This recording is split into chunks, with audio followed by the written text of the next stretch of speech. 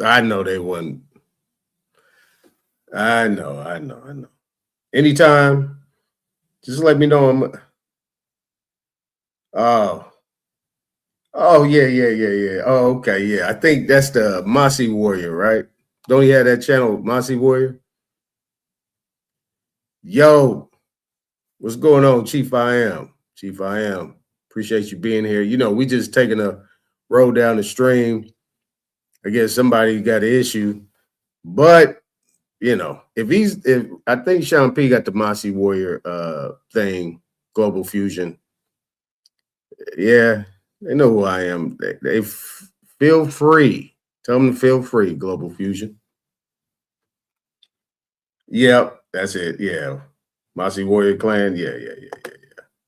Well, I tell you what, I don't know why you're on my head right now, but watch this. Watch this. Hit the pedal, Chief I Am. Come on up here, man. I'm glad you're up here early. Let's get it. Let's get it back. Boom. Back to the stage. We're just strolling right now. Now, got a couple things. This I find interesting. You know, I always bring some good ingredients. Hey, this might be a good alternative. 1 boiled potato, then add 2 eggs, half a cup of Greek yogurt, a little baking powder, and a pinch of salt. Mix everything well, shape into small buns, brush with egg yolk, and sprinkle sesame seeds, then bake. You create soft, fluffy protein buns with no flour, golden outside, soft inside, and perfect for a healthy breakfast or snack. If you want more delicious protein recipes like this, follow me and comment protein, and I'll send it your way. Love it. I'm doing it, sister. I'm going to do it. Hold on. Is wasting one of the best natural sources of calcium on earth, you know? Let me show you how we turn this into a powerful supplement we use right here in the Rastafarian community. Eggshells are about 95% calcium carbonate. Same thing in those expensive supplements, but most people just throw them away. Let me show you how to use them so you can create some magic right there in your own kitchen without spending ridiculous money on all that nonsense. After you cook your eggs, save the shells and boil them in water for about 5 minutes to clean off any leftover egg residue. Then bake them at 200 degrees for around 10 minutes. This makes them dry and easy to work with. Once they dry, put the shells into a blender or mortar and grind them down into a fine powder. Here's what this does for you. It gives you highly absorbable calcium that strengthens your bones and teeth. Magnesium, phosphorus, and other trace minerals your body need. 1 eggshell give you about 800 milligrams of calcium. My name Auntie Marva, and me sharing daily health tips with the goal to transform 1 million lives. Follow me to join the journey. Did you know? When you think about that, if you do that way, you can actually put that in your soil. The people that grow fruits and vegetables of any kind. Man, I'm about to do that. That's crazy work. Hey. All right, so this segment right here is my sports thing that I always do. And I always give a shout out to my sister, my big sister. She has a program that works with all the HBCUs, the Black College Expos. And, you know, shout out to my sister. Jay Butler, head coach at Western Seven State University. Edward Newton, assistant men's basketball coach, Claflin University. Larry Wellington, head coach at Russ College. Good morning. Doug Whitler, head men's basketball coach at Allen University. Hey, Adam Hooker, head men's basketball coach at the Harris Stowe State University. Patrick Sippy, I'm the associate head coach at Talladega College in Alabama. Jameer Cheek, head men's coach at Clinton College. Joshua Jackson, the assistant coach at Clark Atlanta University. Mike Holmes, assistant men's basketball coach, Miles College. Western Tuskegee University. Charmaine Wilson, Harrisville State University. Peter Asman, Miles College. Damn. Serena Dixon, Lane College in Jackson, Tennessee. Go Dragons. Eric Jackson, Edward Waters University, Jacksonville, Florida. Peter Asman, Miles College. Lincoln University, the first degree granting HBCU. Clapham University, CU. Benedict College, where we put the BC and HBCU. Lico Dog, Virginia Union University. Coach Rachel Norton, Wilberforce University. Jay Butler. There you go. Black College Expo right there. Hey, it's more options. Hey, look, I tell you all the time, as a coach, we look for diamonds in the rough. We'll go search under a rock for somebody that nobody else knows. So that way we could be the one to say, yeah, we found him. We found her. Remember that. Now, I'm doing some things. These are icons right here. You know, this is my era. You know who this is. This is Sean Kemp. And if you don't know who he is, you're about to find out. Oh, what? Thank you. Oh. You got a drawer too. Oh. Boy, that dude's look, that's Sean Kemp. That boy was nasty. Look, this dude had about 11, 18 baby mamas, drunk a 40-ounce of beer. This is what they said. I don't know if it's true. Before the game, he was on a 40-ounce. That dude was cold business. He was cold business. I tell you when I tell you. I mean, you gotta appreciate this level right here. Sports is a main aspect. Go way back what we did. This ain't something we just stumble onto. This is who we are, what we've been doing. Just saying.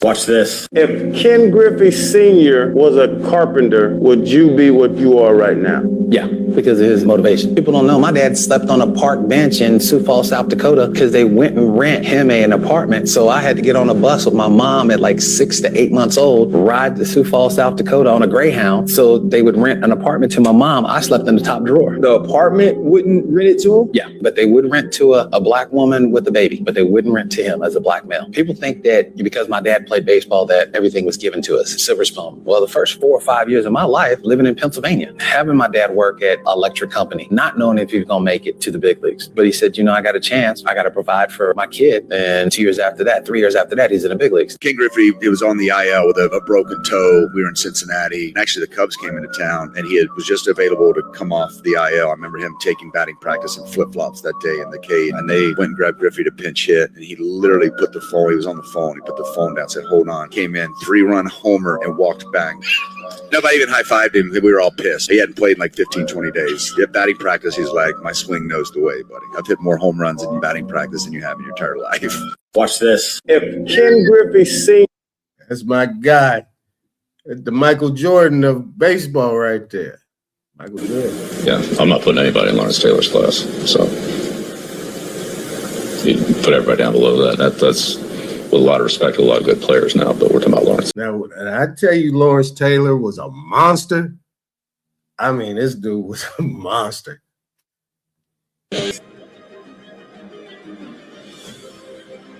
LT created a position on the field, an edge linebacker. Right. An edge rushing linebacker. Hey, man, don't be doing that to my Cowboys, though. Hey, man, you can take that out. Game changer. Yeah. A game changer. I mean, like a guy that was 30, 40 years ahead of his time. And, you know, my dad always said it like this, you know, because he goes, LT's maybe like one of 5 people that truly changed the game of football. And I was like, well, what do you mean by that? He goes, in the old days, when the linebacker was on the end of the line of scrimmage, you said, hey, back, you block him. And he ended that. They were like, Joe Gibbs and the Redskins were like, we can't ask our back to block that guy. So the tackle started having to slide out there, right? Yeah. Or they would put a tight end over there to also make it even harder to double team him. So he had to go around the edge a little far. I said, Bill, either cut me, trade me, or put John Scorpan back in front of me. And I had to work my way, from the third team to the first team. I had to work my way. It took about 3 minutes, but that's... I'm over here thinking, he looked at me. He said, okay, I'm going to let you do it your way. But when you screw up, you got to do it my way. We made that deal. I didn't talk to Bill again for the next 10 years. Your job when you get a player like that is to let the talent flourish. Be more aggressive on that special now. They'll come back with that. That slant counter there. Yeah. Kick it over. I want to show how to play that. Yeah. Kick it over. Hey, Sean, you better hope I never get back in there. I'm going to kick your... Hey, baby, let's go out there like a bunch of crazy dogs and have some fun.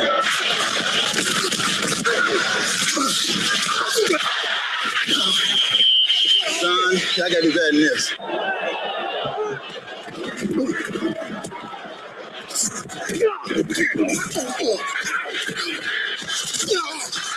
You gotta run it!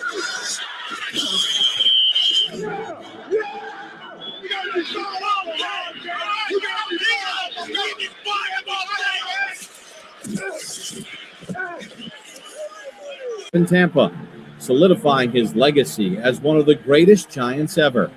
I mean, Lawrence Taylor, he knew what every player on the field was doing.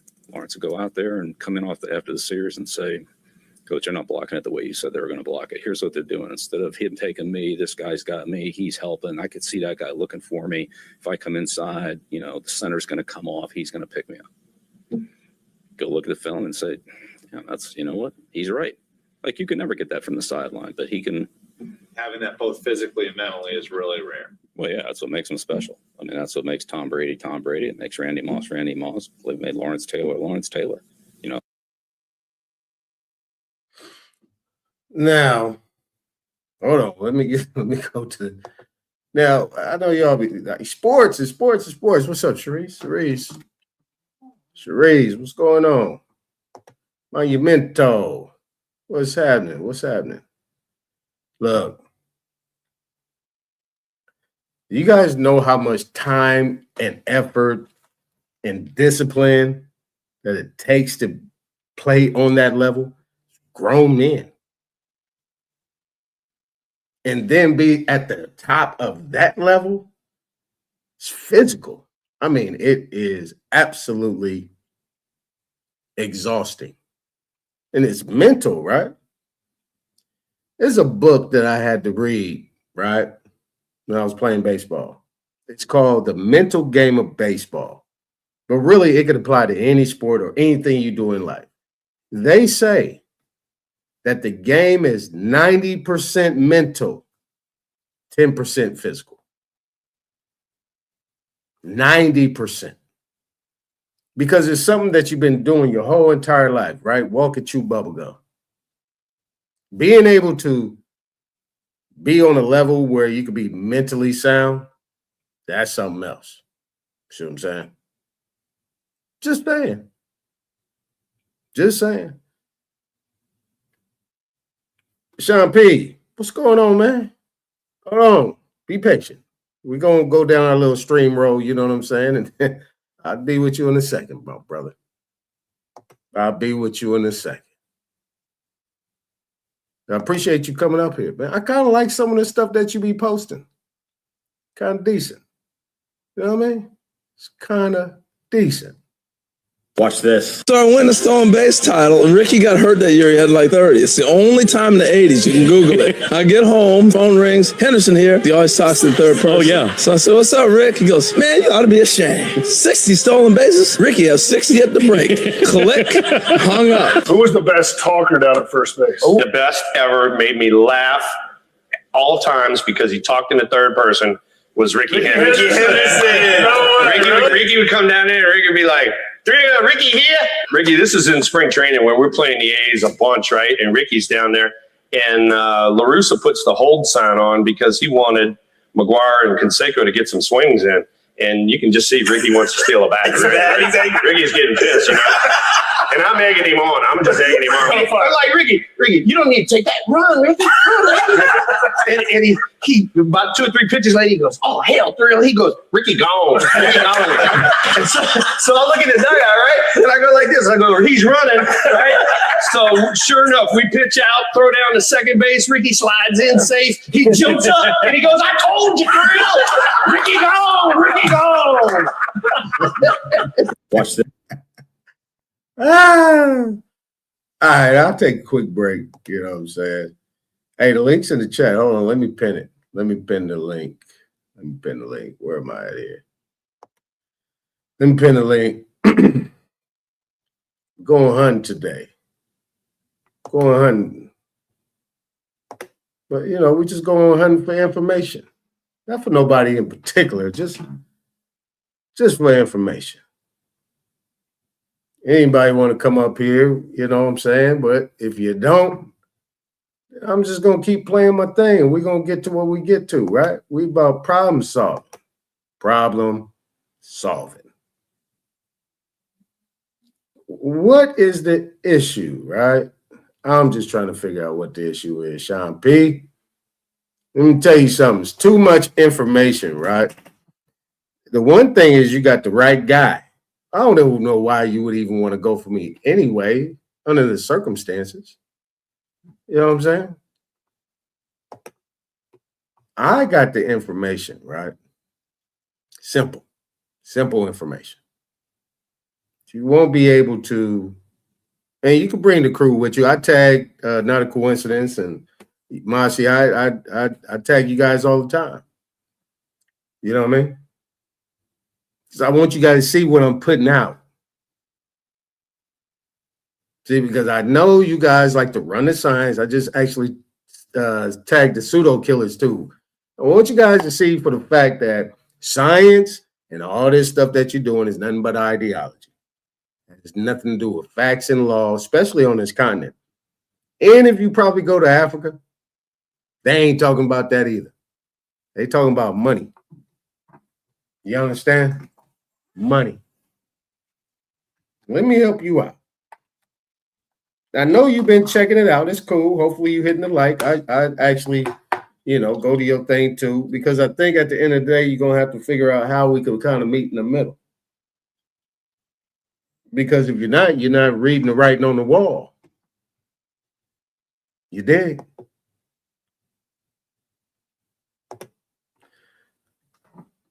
So, under the circumstances, if you actually was paying attention to the Supreme Court oral argument, right? You had a Asian woman, we just call her Asian, Wang, from ACLU, which stands for American Civil Liberties Union. American. Can you see the one? There you go. Civil rights, liberty, freedom to do. Union, which means that it's a union. That means people can join. Now,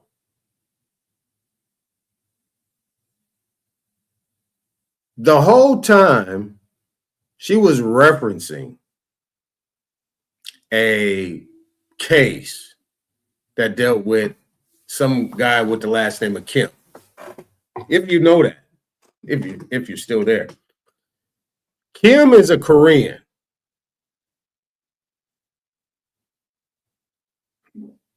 Wang, I think, is Chinese. So at no point in time she even mentioned an African American, slave trade, a Negro, a Black. No, I don't think she did. So you're going in on your channel about what that I'm saying? Any lies I told? Anything that was misspoken?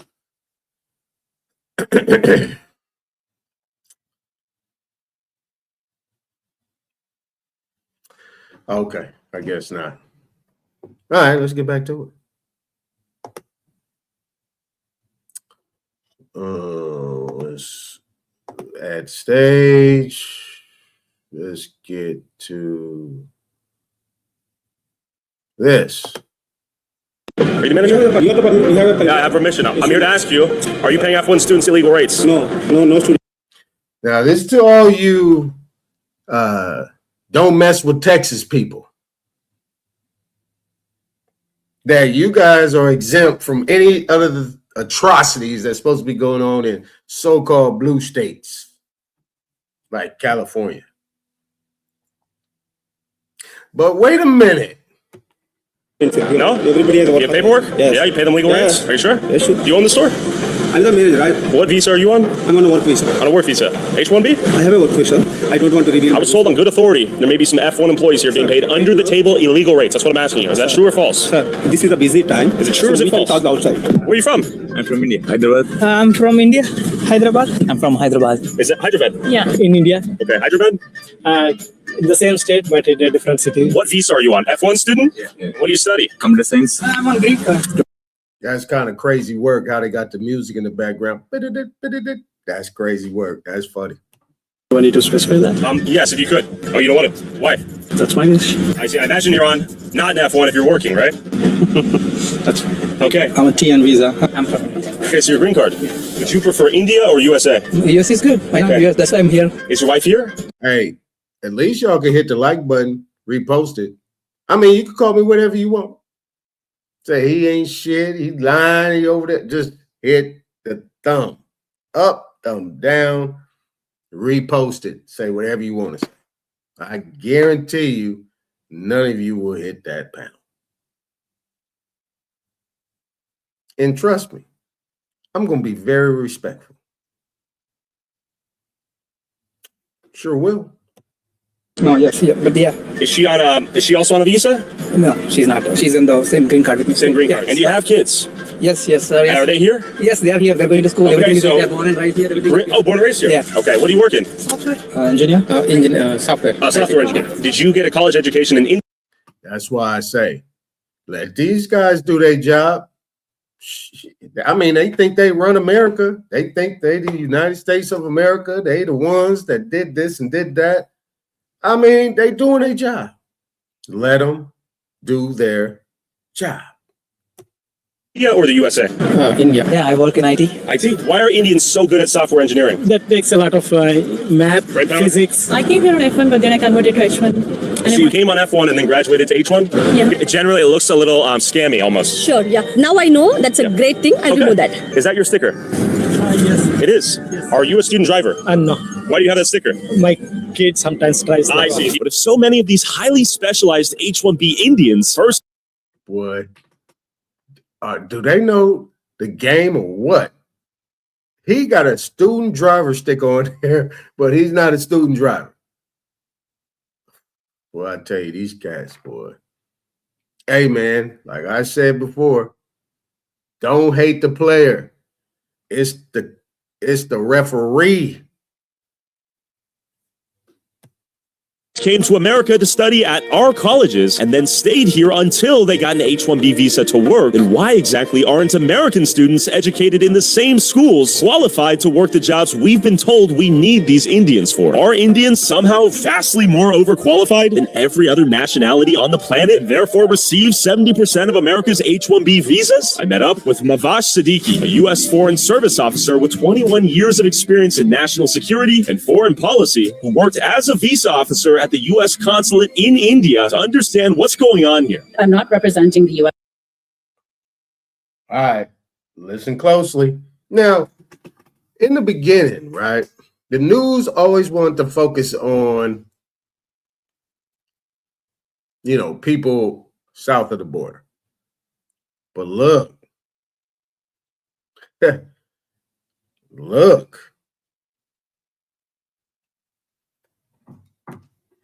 government. I'm not representing any other entity. It is just me, myself, and I speaking from my personal experience as a consular officer in India, which was 20 years ago. So the H-1B visa is a guest worker visa. It's a temporary status visa to abide by the laws of the United States as a non-immigrant, and then your permanent residence needs to be in India, so you have to return back. When I served in India, my job was initially to basically focus on what is known as non-immigrant visas, that it is a travel document which is meant for temporary visitors. What I saw in terms of industrialized fraud was there was systemic corruption and fraud happening because everybody and their mother wanted to go to the United States. In that jurisdiction of Chennai, everybody and their mother want to come to America. How about that? we were mainly seeing a lot of fraud patterns come from Telangana, the Telugu community, and really ravenous hunger amongst the 16 to 45 years of age people to basically use the visa loophole in order to cut the line and actually emigrate to the US. So the intent was to come to the US, work here, find an avaricious lawyer, go to the Department of Homeland Security, change the status from like a visitor visa to a permanent residence. This hunger and craving that I saw created this systemic, massive ecosystem of fraud. For instance, when I went as part of the fraud management unit to this place called Hyderabad, there is a huge back industry called Amirpet. There's a visa industry where you have storefronts after storefronts focused on basically creating fraudulent documents. A lot of F1 students, I'll give you an example. There were 400 of them and they all had the same bank documents, but they had the guts to present these documents, which basically were fake transcripts, fake bank statements, and also, fake degree certificates or high school diplomas, etc. So it was industrialized in the sense there were factories, and they also had these storefronts saying green card would be possible within 6 months, kind of thing. We were just so overwhelmed that there was this pressure to issue, right?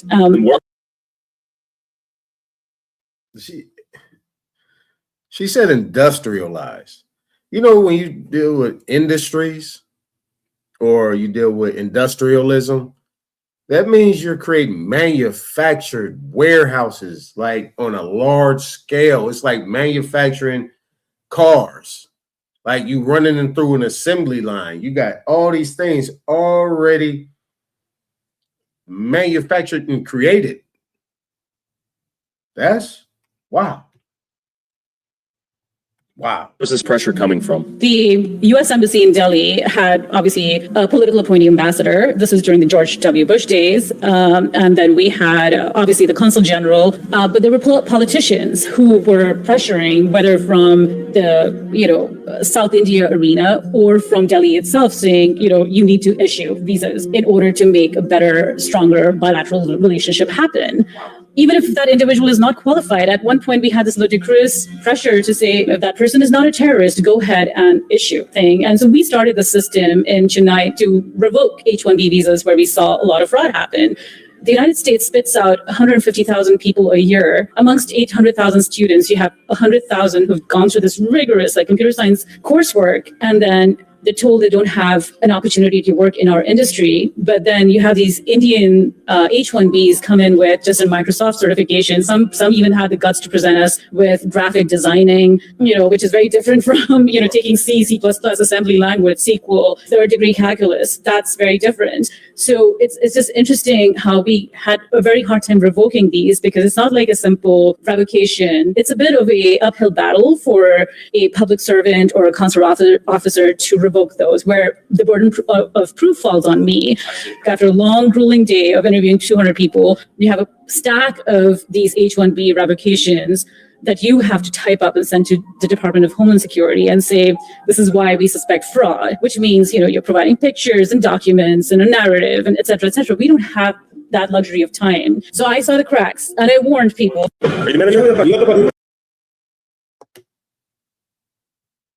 Okay. Just checking, seeing anybody hit the panel yet? Nope. All right, let's keep it going. Indian Americans play a crucial role in Frisco's growth. Many work in high-demand fields such as technology, healthcare, engineering, finance, and entrepreneurship. My name is Shri. My name is Ardav. My name is Siddharth. Hi, my name is Mathila. Hi, my name is Anvika. Indian Americans make up 1.6% of the population, but are responsible for $200 billion in taxes, have the lowest crime rate. And over the last couple of years, we've seen some of the greatest polarizations in the history of America. He said America is an idea. Do you agree with that? I think it's more than an idea. And I made sure that, he made a point that the Indian population in America is 1.6%. Well, in the city that he's running city council, it's 33%. So it's pretty obvious that there's a problem going on here. Let's say we have infinite legal immigration. Is it better than illegal immigration? It's funny because we've almost been tricked. We've been marketed this thing where we believe it is good to import people for jobs that we can't sufficiently do. We built the jobs. You're telling the people who built the jobs we can't do the job. So it almost sounds like scam. Well, they threaten them with the H-1B visa and they hold that over their head because if they don't work a certain amount of hours, they won't sponsor them. So they can't threaten you with being able to go back home because your home is America, like the United States, if you're an American citizen. So, and they can just work them to the bone. So I headed into the heart of Frisco to speak to some of these elite H-1B engineers we've imported from India to save our economy from our unqualified, lazy American labor force. There is the Karya Sidhu Hanuman Temple, the god of courage. Where are you from? I'm from Andhra Pradesh, from Karnataka. I'm from India. South India. Hyderabad? Are you from Hyderabad? Yes. Really? I'm from Chennai. Are you here on like H-1B? Right now, still I am my student visa. I see, So F1. yeah, yesterday the H1B results got rolled out. So I'm just waiting for my decision. Yeah, I'm one of them. So waiting for the same results. Are you anxious right now? Let's hope for the best. I work in a software company. Software? Yeah. And are you H-1B? Yes. Are you on H-1B? I graduated. Okay. I'm working right now. Okay. Are you like on F1 visa? I see. Why did you end up here in Frisco? Did you have friends and family here? Yes. Okay. This is actually my uncle's. Uncle's restaurant? Yeah. Your goal to go from F1 to OPT to H-1B? Yeah, exactly. Okay. Motherland, India or Texas, USA? I laughed at that one. No, obviously Motherland India. Obviously. Obviously, Motherland India. My motherland is India because I'm born and brought there, grow here, and I'm here to serve the US. So I can say that the second land for me is US because I'm getting here. The US give me the respect, job, and the good opportunity.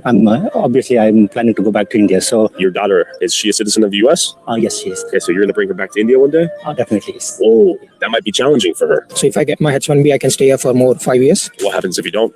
I still have my time, like almost 2 years from now. More years. So maybe I need to try for different visa or else go back to India. I'm an H1B. H-1B. Did you come here as H-1B? No, I studied here. So F1, OPT, H-1B?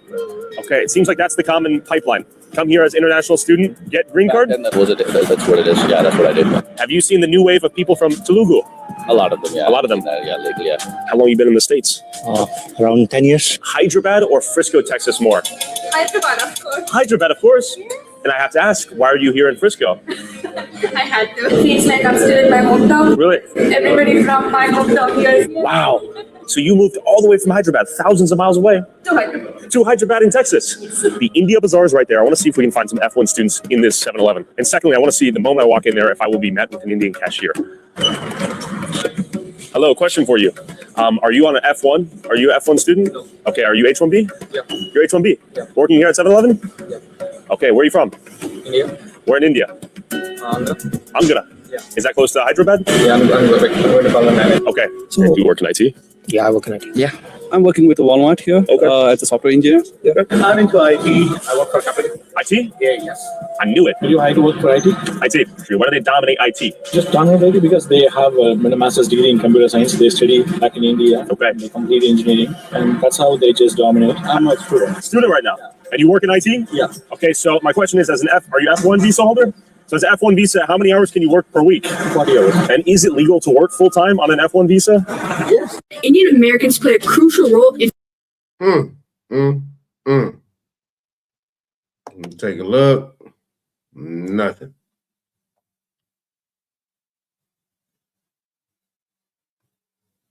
Everybody and their mother wanted to go to the United States. I saw the cracks, and I warned people when I served in India, what I saw in terms of industrialized fraud, there is a huge back industry where you have storefronts after storefronts focused on basically creating fraudulent documents, fake transcripts, fake bank statements, fake degree certificates. To use the visa loophole to cut the line and actually emigrate to the US. And the H1. Yeah, we seen that. She said that. The Supreme Court has now allowed the Department of Homeland Security to continue with the expedited removals and deportations of about 500,000 Cuban, Haitian, Nicaraguan, and Venezuelans that entered the United States between 2021 and 2023 through the humanitarian parole program. The Supreme Court is allowing the Department of Homeland Security to proceed with this while the case is being litigated in federal court. Between 2021 and 2023, the Biden administration allowed more than 500,000 people from these 4 countries to bypass the visa vetting program and enter the United States through a parole, means they got a sponsor in the United States, uploaded some financials, and then these people were allowed to just come to the United States. There was a lot of fraud involved. Even the Biden administration shut it down, but then reopened it. And a lot of people have been able to enter. They were able to come for a 2-year period and even get a work permit.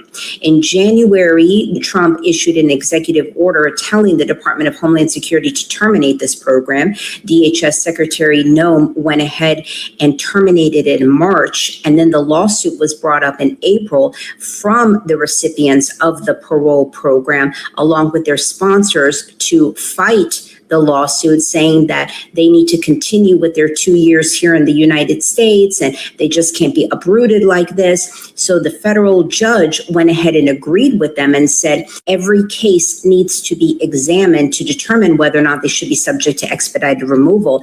And they still need to wait out their 2-year period in the United States. This went back and forth. Now it went in front of the Supreme Court, and the Supreme Court said, no, DHS, you can continue with your expedited removals and deport these people while it's going on in federal court. And if it comes back again in front of the Supreme Court, then we'll decide it then. But for now, DHS can continue doing what they set out to do back in March. The Supreme Court has now allowed. See the difference? Any woman in the United States unlawfully who gives birth to a child and that father is not a U.S. citizen or a green card holder, that baby will not be considered a U.S. citizen. It also says that any woman who comes to the United States as a visitor or as a student or for business or through the visa waiver program, these are folks who are lawful here in the United States with a visa, also gives birth to a child during that lawful time here in the United States, but yet the father is not a U.S. citizen or a green card holder, that child is not a U.S. citizen. This executive order goes into effect, or it applies to babies who are born 30 days after the order. It directs federal agencies from recognizing the child as a U.S. citizen, and it also says that state and local governments who recognize these babies, the U.S. federal government will not agree with them. The ACLU was ready to go on day one with a lawsuit. They filed a lawsuit the same day in the U.S. District Court of New Hampshire, and they're asking the judge to declare the any woman in the United States. So that's the key. Okay, this is how it works. The Office of Interiors, the American Indian Repository, and the Office of Trust, all three are in the same goddamn building, which is in Lenexa, Kansas, which is down below up underground. You want to know? So, Rod, I think you might like this one. This is what you've been talking about, right? Let's run it back. Okay, this is how it works. The Office of Interiors, the American Indian Repository, and the Office of Trust, all three are in the same goddamn building, which is in Lenexa, Kansas, which is down below up underground. You want to know why all three of those offices are connected? Because everything about them connects us to the land. We're the landowners. If they've got the trust over the land, that means they have the deeds to the land, access to the minerals and the rights, and the right to sell and transfer the land. If they don't have that paperwork, then that means that they have to leave. That's why they don't want to open their repository. That's why, baby. You keep asking me the same question, I'm going to give you the same answer. The lands, get it? The lands, the trust, the people, all in one thing. Because all of it's connected by the soil from the belly, from the mother. But they hid it in the father. That's how you find your shit. Okay, that's all. But all of the offices are closed because they know that everybody's been getting hip to this shit. Y'all didn't know that? All them offices is closed, baby. They closed. CLOSED. Closed. Yep, they closed. So they know what's going on. They know the shift. Find your tribes. Go look for the people you need to. People that are reputable. People that ain't gonna get you fucked off. Go get your shit and your paperwork done. Stand in solidarity together. It's the only way you're gonna do it. You white folks, go on get your state national. Go on and get in your tribes and get yourselves together. Cause y'all thought it was us. I told you, you niggas too. All right, later. Okay. Interesting. Yeah, I hear you, Rod. The New World only mean the Europeans had just discovered it. They didn't know it existed. So America has the oldest water in the world. In Canada, North America. We also have the oldest forest in the world. Upstate New York. Welcome to Cairo. We also have the oldest fossil in the world. The oldest fossil found in Oklahoma. We also have the oldest human skin DNA preserved found in Oklahoma.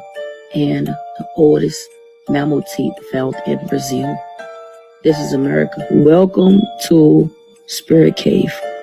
And welcome to America is the Old World. Are you ready to dive in? This water lies deep beneath Canada and is 2 billion years old. This book is by Louis Agassiz, Geological Sketches. Let's check out what he said. The name of this book is America, the Old World, as you can see here in the content. And we're going to go to chapter 1 and see what he has to say about America. First born among the continents, though so much later in culture and civilization than some of the recent birth. Wait, pause. Let's not forget, he's a geologist. He studied the land. He's not sure yet if the first people came out of America, but let's continue. America, so far as her physical history is concerned, has been falsely denominated the New World. Y'all hear that? America being the New World is false accusations. That is what he is saying. Let's continue. Hers was the first dry land lifted out of the waters. Hers. You hear that? Come on. America is the old world. Right? Lifted out of the waters. Hers. The first shore washed by the ocean that enveloped all the earth besides. And while Europe was represented only by islands, Europe was an island. Rising here and there above the sea, America already stretched an unbroken line of land from Nova Scotia to the far west. Y'all hear that? So getting back to Canada having the oldest water in the world, I believe that was referring to the Laurentian, if I'm saying that right, the Laurentian mountain range. It says the Laurentian mountain range is the oldest mountain in the world. Let's zoom in to the map of this mountain in Canada, Laurentian mountain range. All right, we're gonna zoom out. What do you see? Look at the circle. Y'all know what that is? That's Mount Babel. That's Mount Babel. That location is Mount Babel. And shout out to UBTV because he brought this out years ago. So what is the coincidence of Canada having the oldest water in the world and is actually located where Mount Babel is placed. And we know the story about the Tower of Babel in the Bible. Why would they name this Mount Babel? It's starting to make so much sense. The Laurentians, a very concise history, part 1. Very, very long ago, over a billion. Interesting. Are determined to be dependent. So they didn't even need a hearing that day. They don't need a hearing. They don't need notice. The juvenile. Now, this is dealing with Child Protective Services, CPS. This is interesting. Interesting. Are determined to be dependent. So they didn't even need a hearing that day. They don't need a hearing. They don't need notice. The juvenile court has the authority to act in the best interest of the children. Based upon what, though? Because the juvenile court, in his infinite wisdom, can decide now this is in the best interest of the children, and I don't need to hear from the children or the parents or anybody else. As long as the government says it's okay, then by God, it's okay. Yes, that's what the juvenile court has the authority to do, and your remedy at that point is to appeal. It doesn't make the order void. So what happens during the appeal? You just don't have your kids. You have to wait 8 months for this court to rule? Yes, and it's the juvenile with no court. Due process. Well, you do have due process. You have the right to appeal. Let me tell you what went on here. This is my guess from being on the bench a long time down in the bar fights that are Superior Court. I'm telling you this. So you're telling me that DFACS can come to you, take your children, get you in front of the juvenile court judge and says, listen, sign the consent order and we'll let your children stay with you. And you say, whatever it takes, because I just want to go home with my babies. That's all I want to do. Kind of like the mama said here, please don't take the children. And they say, fine, just do it. You can DFACS, you stay at home with your children, keep rocking along, keep doing drugs. Just get off of them when you can. And then eventually, when you cross the DFACS, they go to the judge by themselves, and then they take your children. And that's constitutional in this country? Yes, well, they had counsel. I live in the wrong country. They had counsel. If that's true, then the entire statutory regime in Georgia is unconstitutional. Yeah, well, Hello. Hello. I mean, this lady is talking, matter of fact, she said, yeah, that's constitutional. See, this is what I'm saying. They bring these people and they throw them up there to the slaughter. She's sitting in front of 3 justices right there, and she's actually talking, in matter of fact, like that is constitutional. I mean, that is actually human. Are determined to be dependent. So they didn't even need a hearing that day. They don't need a hearing. They don't need notice. The juvenile court has the authority to act in the best interest of the children. Based upon what, though? Because the juvenile court, in his infinite wisdom, can decide now this is in the best interest of the children, and I don't need to hear from the children or the parents or anybody else. As long as the government says it's okay, then by God, it's okay. Yes, that's what the juvenile court has the authority to do. She said, yes, that's what the juvenile court has the authority to do. I like to see that. I would like to see that. And your remedy at that point is to appeal. It doesn't make the order void. So what happens during the appeal? You just don't have your kids. You have to wait 8 months for this court to rule? Yes, and it's the juvenile. See, and that's the game. That's the game. They already got their mind made up. So that means that when you're dealing with collusion and you're dealing with the balance of power or separation of powers in these administrative courts, because juvenile court is a tribunal or a kangaroo court, administrative court at best. They've already got it made up in their mind how they're going to function. But they bank on the fact that nobody knows their rights, especially our people. We don't know our rights based on how they adjusted the whole public school system, what they put in and what they took out.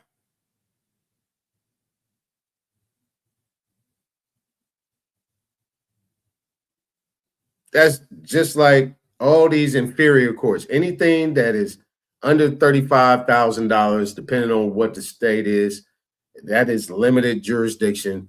And some of those things cannot be appealed in your appellate courts.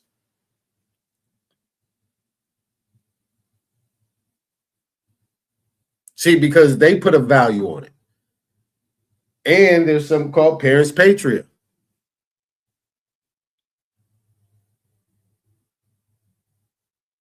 Where the juvenile court, well, what she's saying right here is that the state and all the subsidiaries, that's why I was reading now 28 USC 3002. What is a state and what is the United States? What is a person? All these things are tied into what they, and that is the government and the departments they're under, do. So they're going straight to summary judgment. You've already, once you come in there, they apply the jurisdiction over you. They do whatever they want. While the mama and daddy is talking about, that's my baby, you know, I'm this. They not worried about none of that. None of it. They not talking about that. They're talking about a whole different language you do not understand. And they have all the different dynamics of things that you see in their costumes to make you think that they are the superior and you're the inferior, and you must do whatever they want to do, whatever they want you to do, because they're saying it. And they always say by law. That's why he asked her the question, by law, is this constitutional? And she was like, yeah, it is. No due process. Well, you do have due process. You have the right to appeal. Let me. She said you have due process. You have the right to appeal. That's not due process. Due process starts from the beginning. Innocent until proven guilty. Do you have subject matter jurisdiction? Do you have personal jurisdiction? Can you provide that before we go any further? Better yet, identify yourself. Who are you? Well, I'm this. I got this on. I don't care. You could have went to the costume shop and bought that. Hey, I could get a badge like that at the store for $2.99.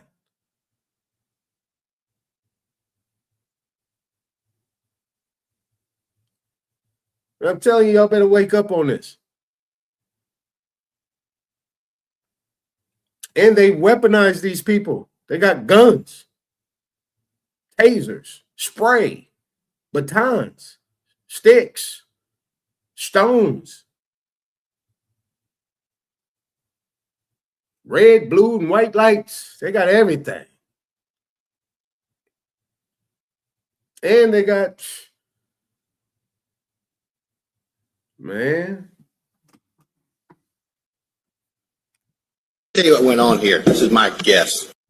So you have to wait 8 months for this court to rule Yes, and it's the juvenile with no court. due process. Well, you do have due process. You have the right to appeal.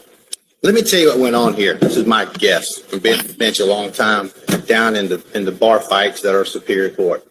I'm telling you this. So you're telling me that DFACS can come to you, take your children, get you in front of the juvenile court judge, and says, "Listen, sign the consent order, and we'll let your children stay with you." And you say, "Whatever it takes, because I just want to go home with my babies. That's all I want to do." Kind of like you hear him? He breaking it down. This is what the juvenile courts is saying. This is what CPS is saying. We'll let you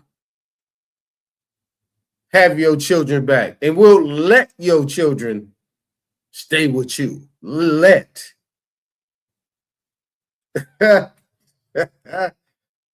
Damn.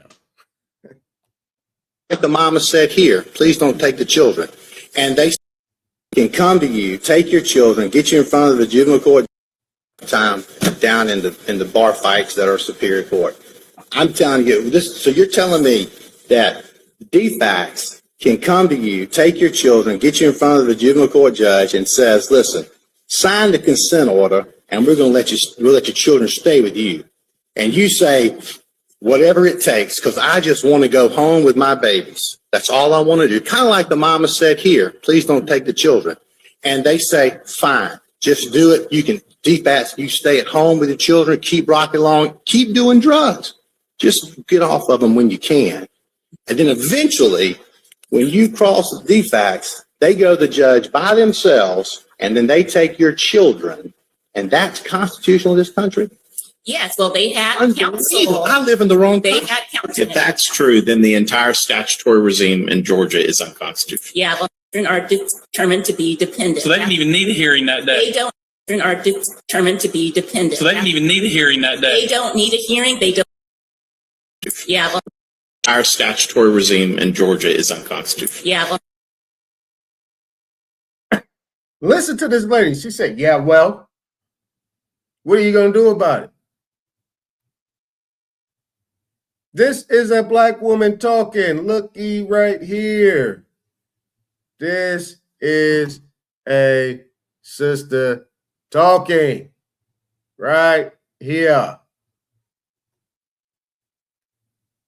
And what she say? counsel. I live in the wrong They country. had counsel. If that's true, then the entire statutory regime in Georgia is unconstitutional. Yeah, well, children are determined to be dependent. So they didn't even need a hearing. And she says they are determined to be dependent. Dependent on what and dependent on who? So it ain't the children that's the dependent. The dependents. It's the parents. Listen. Listen. Let me show you something.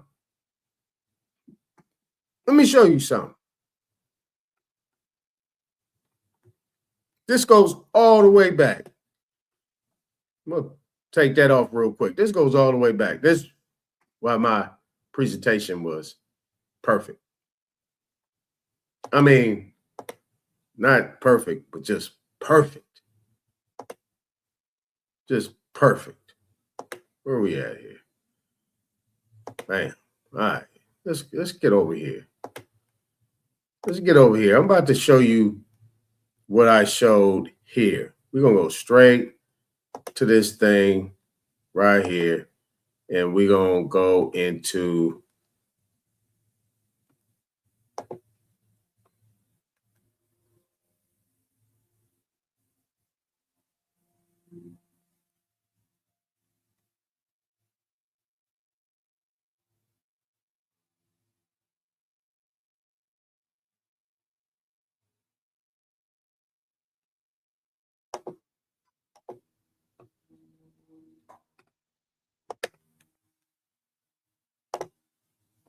we're going to go right here.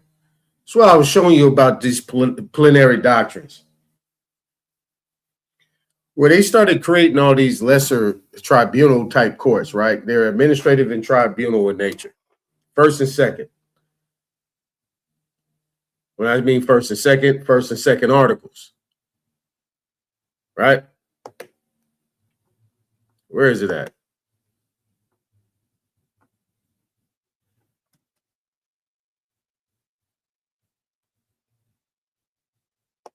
Because this is how what she's talking about is how they started doing all these plays in order to change things up, right? So the question presented, whether Congress possesses unilateral, unreviewable authority, which is plenary power over indigenous nations.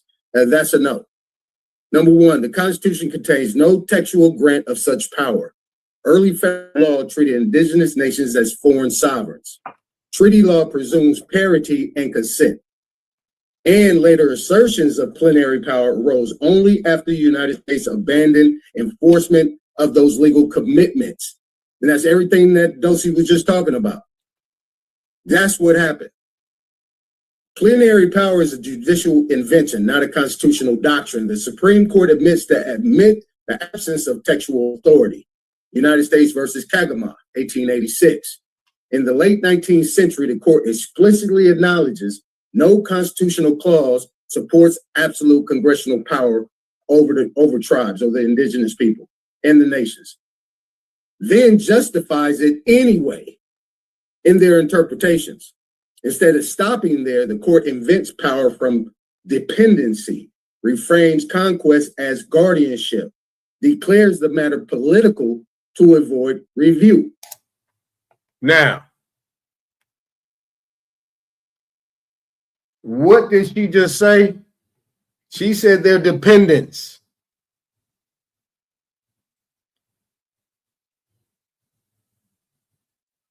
Now, this is 1886. This is 1886, dependency. Where did it start at with the indigenous nations? This dealt with the indigenous nations. And then they was able to dupe these pale skins that came over here into forming these militias for their behalf so they can fight us, occupy our territories, do whatever they need to do in that whole plenary action, all these acts that was going on. But she's talking about dependence. This was how they was able to trespass on everything that we had based on these doctrines that they were doing and taking it over into the courts. So if the matter is considered to be political, I'm going to have a big, long discussion about this political term. Anything that's considered political avoids review. Why? Because it's unconstitutional. It has nothing to do with the Constitution and the treaties. So therefore, the Article 3 courts can't even hear it. They're going to say, doesn't meet jurisdiction. Now, I had a situation with somebody that I know, and like I said, I'll go back to mortgages, foreclosures, and evictions, right? They will do a non-judicial foreclosure on you. Then they will send you letters in the mail or send you letters in the mail, try to have you serve, saying that you need to pay or quit, just like you're a tenant. Then when you don't respond, and then they try to offer you money, like it could be $5,000, $6,000, $7,000, $4,000 for your keys to leave. At this point in time, they did all this non-judicial foreclosure things without a judge, right? Talked about quorum non-judice, without a judge. Then they will come in and they will say, hey, we're going to go over here to this landlord-tenant jurisdictional court, pretty much put the claim in under 1160, or I think it's 1160 or 16 something. Can't remember the code off the top of my head. And then they will say that you're a tenant, they're a landlord, and they're going to provide some instrument showing that they brought the house. But guess what? Guess who didn't get paid? The homeowner, the landowner. But they created some type of transaction and was able to get it filed non-judicially in the land records, therefore changing title.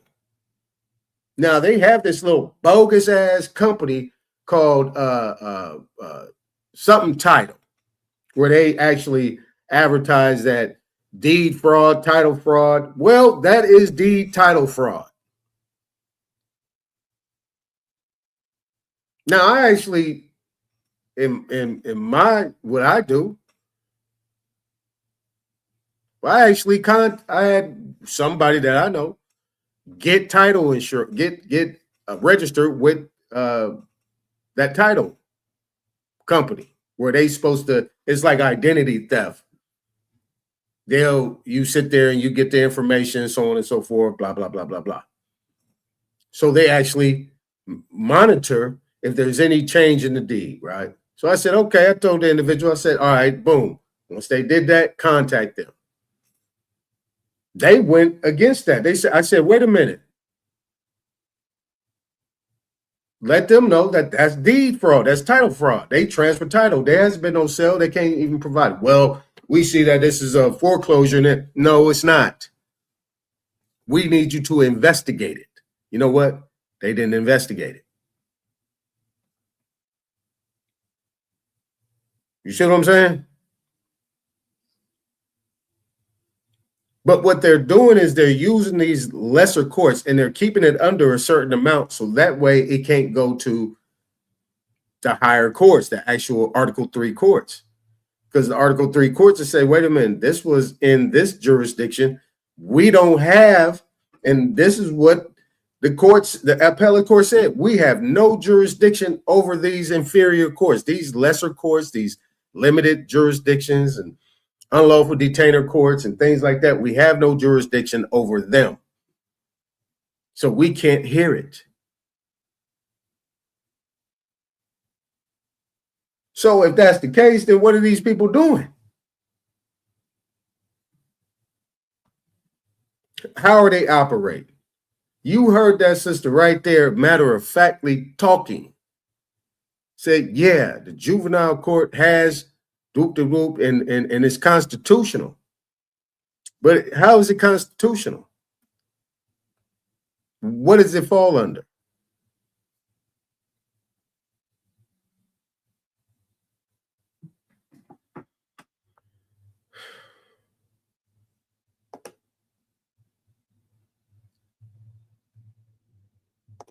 This is not interpretation, it's substitution. Other cases, and she brought up Worcester versus Georgia. She actually read it. I have it right here. She laid it as a document of enumerated powers. Remember that word, enumerated. Congress possesses only those powers expressly granted or necessarily implied from express grants. And those grants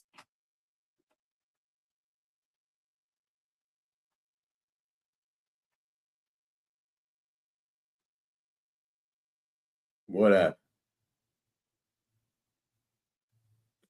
I paused your time. You cut out. We cannot hear you. So let's get a mic check. Enumerated cannot become you went out about 30 seconds. So I paused your time 30 seconds. So all right. So yeah, we'll just start here. Was I about right here, Matt? Yep. Okay. So first principle, the Constitution does not grant plenary power. Enumerated powers doctrine. The Constitution is a document of enumerated powers.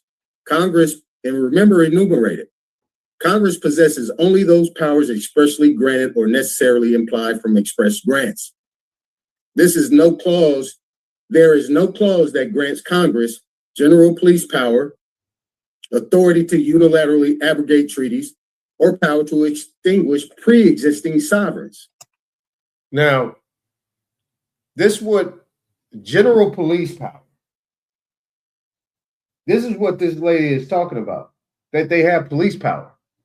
If they could do this, what they're doing is actually constitutional. But it's police power. And most of the people that are dealing with these issues are indigenous people.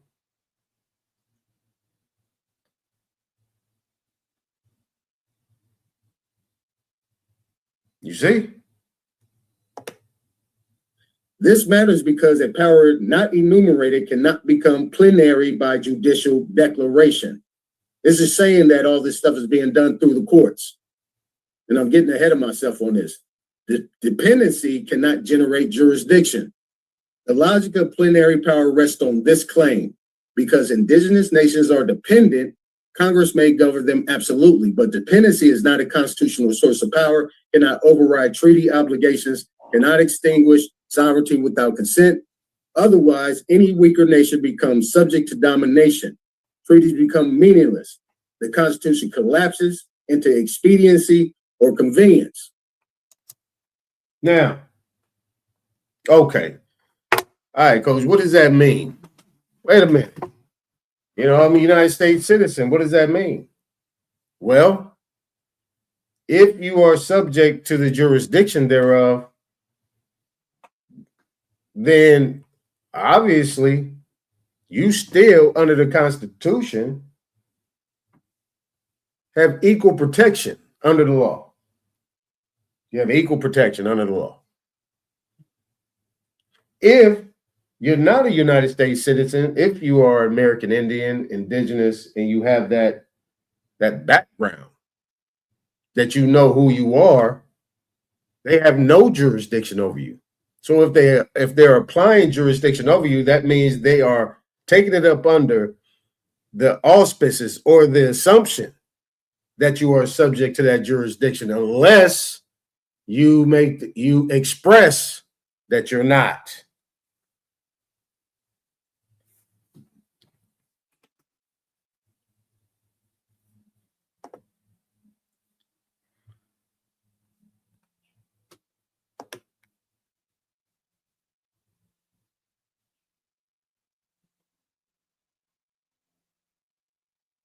I know it's tough. What's going on, none of your business?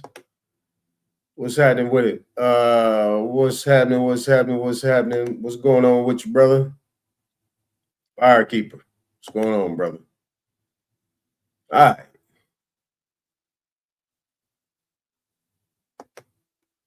We got this. I just got it. This is my man right here. It's Mr. Booyah! Booyah! Yeah, so my dad did start this in 2012. Okay. And then he passed away in 2021. Sorry to hear that. Thank you. Trying to continue his legacy and make it even bigger and better than what it was. Yeah, it's been to get better. It's been so difficult. We had to jump right into it while grieving and everything, but I just wish he was here to see this. I'm not gonna lie to you. This is amazing. I'm talking about down here, the juicy. A juicy. Where I'm at today, Stone Mountain Georgia. It's 5503 Memorial Drive, Stone Mountain, Georgia. The best jerk in Atlanta. Oh, got flavor. Homemade barbecue sauce, homemade hot sauce, and homemade jerk chicken. That's Pops right there. But my sister and I, we've been running it for 5 years now, since 2021 when he passed. Yeah. Yeah, y'all pay for y'all food already. I got the next one. Everybody. Yeah, y'all enjoy it. Get some of this jerk. Shake it like a salt shaker, soapy wet. Man, Mr. Cinderella just came in here. He just blessed everybody that's in line with free food, man. I appreciate it. Juicy jerky. I want y'all to come through here. They gonna come through here now? Yeah. Man, I love that brother, man. And I'll tell you, yeah, what happened to him, that's crazy. The Cherokee Nation is taking accountability for their tribe's history with slavery. One is the truth will set us free, so talking truthfully about the history and where it starts. Honoring freedmen's rights to citizenship is really about honoring treaty rights. I mean, we spend a great deal of time at the Cherokee Nation, and tribes across Indian country do this as well, talking about treaty rights, talking about the fact that the United States has violated every treaty it ever signed with every tribe in this country. So we've got to hold ourselves to that same standard. The Cherokee Nation is taking accountability for their tribe's history with slavery. One is the truth will set us free, so talking truthfully about the history and where it starts. Honoring freedmen's rights to citizenship is really about honoring treaty rights. I mean, we spend time at the Cherokee Nation, and tribes violated every treaty it ever signed with every tribe in this country. So we got to hold ourselves to that same standard. The Cherokee Nation. Interesting. Interesting.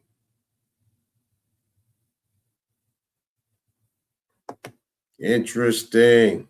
I got those Facebooks right there. I gotta take a quick break. I gotta handle something real quick. Let me just throw some music on here real quick. I gotta do this real quick. Like. Hold on. You want to stop the share? My bad, y'all. I got to handle this business. Obviously, somebody came late. We cool. Actually, what I could do is, let me just finish playing this video then. Let me play the video.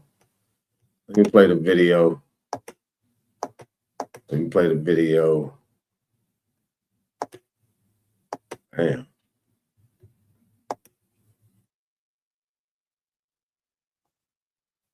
Section 8 or the Indian Commerce Clause authorizes Congress, keyword authorizes Congress, to regulate commerce with the Indians, with the Indian tribes or nations. This clause presumes two distinct parties with, mirrors the Foreign Commerce Clause, look it up, concerns trade regulations, not governance, Regulation of commerce does not equal jurisdiction over land, law, citizenship, or political existence. If commerce implied total authority, then Congress would have plenary power over foreign nations and the several states. It does not. Therefore, the India's Commerce Clause cannot support plenary power. Article 2 treaty power establishes sovereign parity. Treaties are agreements between sovereigns under the law of nations, which the founders expressly adopted. Treaties can only be made between equal sovereigns, require mutual consent, bind both parties as supreme law. The Constitution makes no distinction between treaties with European powers and treaties with the indigenous nations. They are ratified by the same process under the same clause with the same legal effect. Let me get past that. Okay, early Congress acknowledged limits on its own authority. So let's talk about prohibit states and private actors from acquiring Indian land, required treaties for land cessions. And Dosey said the same thing. Criminalize unauthorized entry into Indian country.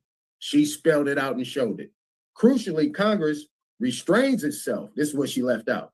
Disclaims unilateral acquisition, recognizes indigenous territorial jurisdiction. This is self-limitation, not guardianship. Unilateral treaty abrogation is unconstitutional. Treaties are the supreme law of the land. Article 6 places treaties on equal footing with the Constitution, federal statutes. Congress cannot unilaterally repeal treaties with foreign nations without international consequences. There is no constitutional exception for indigenous treaties. Creating one violates Article 2, nullifies Article 6, and rewrites the separation of powers. Courts cannot insulate unconstitutional action. By declaring treaty violations political questions, courts abdicate judicial duty, permit constitutional breach without remedy, convert supremacy into discretion. This violates Marbury's principle of judicial review, due process, and the rule of law. And that's Marbury versus Madison, 1803. Sovereignty cannot be residual if it pre-exists the Constitution. While the doctrine claims indigenous sovereignty is inherent, but only where Congress allows it. This is logically impossible. If sovereignty is inherent, it predates the Constitution, it is not derived from Congress, and it cannot be extinguished without consent. What Congress did not create, it cannot uncreate. Federal practice confirms consent as a requirement. Early federal conduct shows negotiation, not command, boundary setting, not annexation or taking over, payments/annuities, not takings. Congress behaved as if it lacked inherent authority because it did.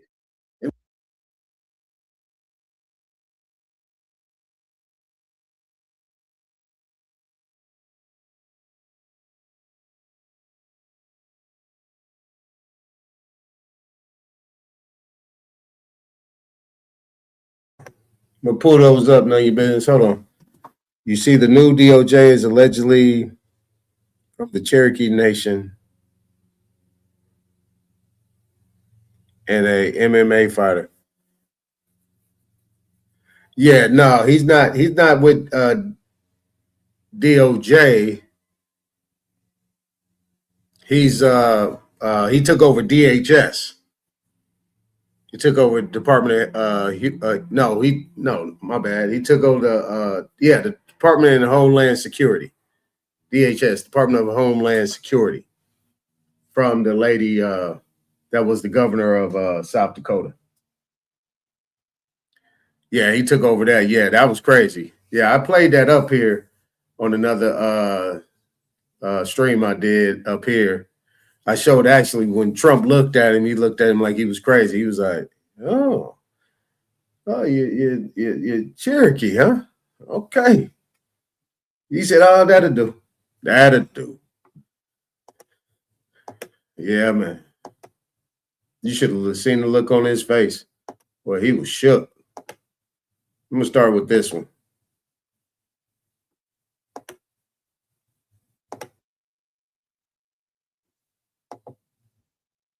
It silences every judge, including the Supreme Court judges, every judge in this country.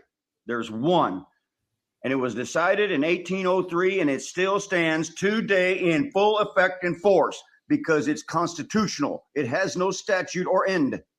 It cannot be abridged, and it cannot be silenced. The only reason you don't know of it is because you are not listening to people trying to expose this to you. All the way from the beginning of the forefathers that founded the Constitution itself and signed it, from George Washington himself, John Henry, the biggest signature on the freaking document. Every one of our founding fathers proudly signed this document into law. And there is one provision under it that protects you from anything the judiciary does to you. But you won't cite it, so they get away with their shit. No state shall make a law unless it is in agreement to the law of the land, the Constitution. If it is not, it is repugnant to it and null and void. Period. It's the standing law of the land. You cite that, every judge will shut the fuck up. Period. Otherwise, it's treason and it's ground for them to fucking hang by their fucking neck. Period. If they do not comply, you report it to the military JAG, and you tell the JAG that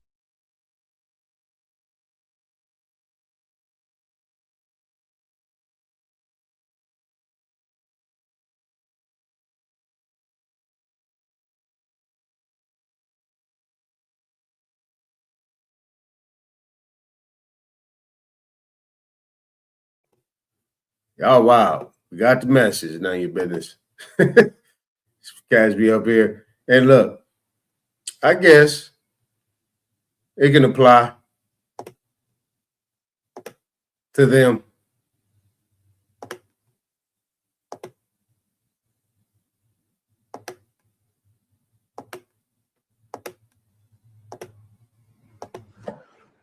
Good job. And then were you able to hear your license issue, or is there a hold? For the record, my name is Ryan Thor. I'm the living man. I am not the entity known as Ryan Michael Thor, just to clear that. I am here on special appearance under threat, duress, and coercion to challenge subject matter jurisdiction and also personal jurisdiction as well. I filed my paperwork for you on Friday, and the clerk illegally denied it. I went again this morning and filed my paperwork again for you. The clerk again illegally denied it, even though I gave her a notice telling her it's a felony for her not to accept my paperwork. And actually, it's in law, it's considered filed when I gave it to her. Okay. So there. What do you want to do today, sir? Well, Your Honor, I mean, I'm going to have to ask a few questions first, which first of all is I need to understand the nature and the cause of the charges against me, as well as I need to know, is this a civil jurisdiction or criminal jurisdiction? Okay, it's criminal jurisdiction. Criminal. So it's traffic infraction court, so no possibility of going to jail on any of this. You settled one of your counts. You just approved a correction on August 26, 2022, or Ryan Michael Thor did. If you're saying, are you saying that's not you? Ryan Thor is the living man. Ryan Michael Thor is the defendant in error. It's the artificial person. So thank you, Your Honor. Let the record of the court show that the action against me is criminal. And now I have another question, because the Constitution grants us two different criminal jurisdictions, okay? One criminal jurisdiction is under the common law, and the other is under the criminal jurisdiction of admiralty or military tribunal venue from Article 1, Section 8, Clause 17 of the Constitution.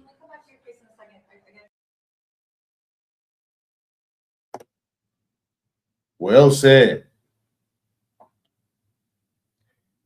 If you're going to go in court, you must be in honor, you must be calm, and you must ask proper questions. You have that right. Very good. Very good. There's some other cases, and then I'll take the time to do all this with you. Well, I need to know which of these two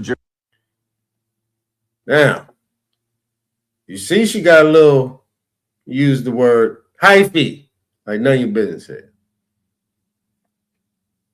Soon as he said that, she started jumping in. You know what that is? Now the judge is doing what? Practicing law from the bench. Practicing law from the bench.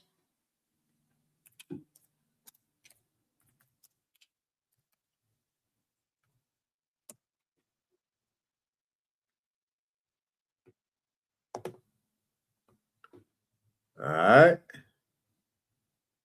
We'll just take a quick little, I'll show you it after we're done.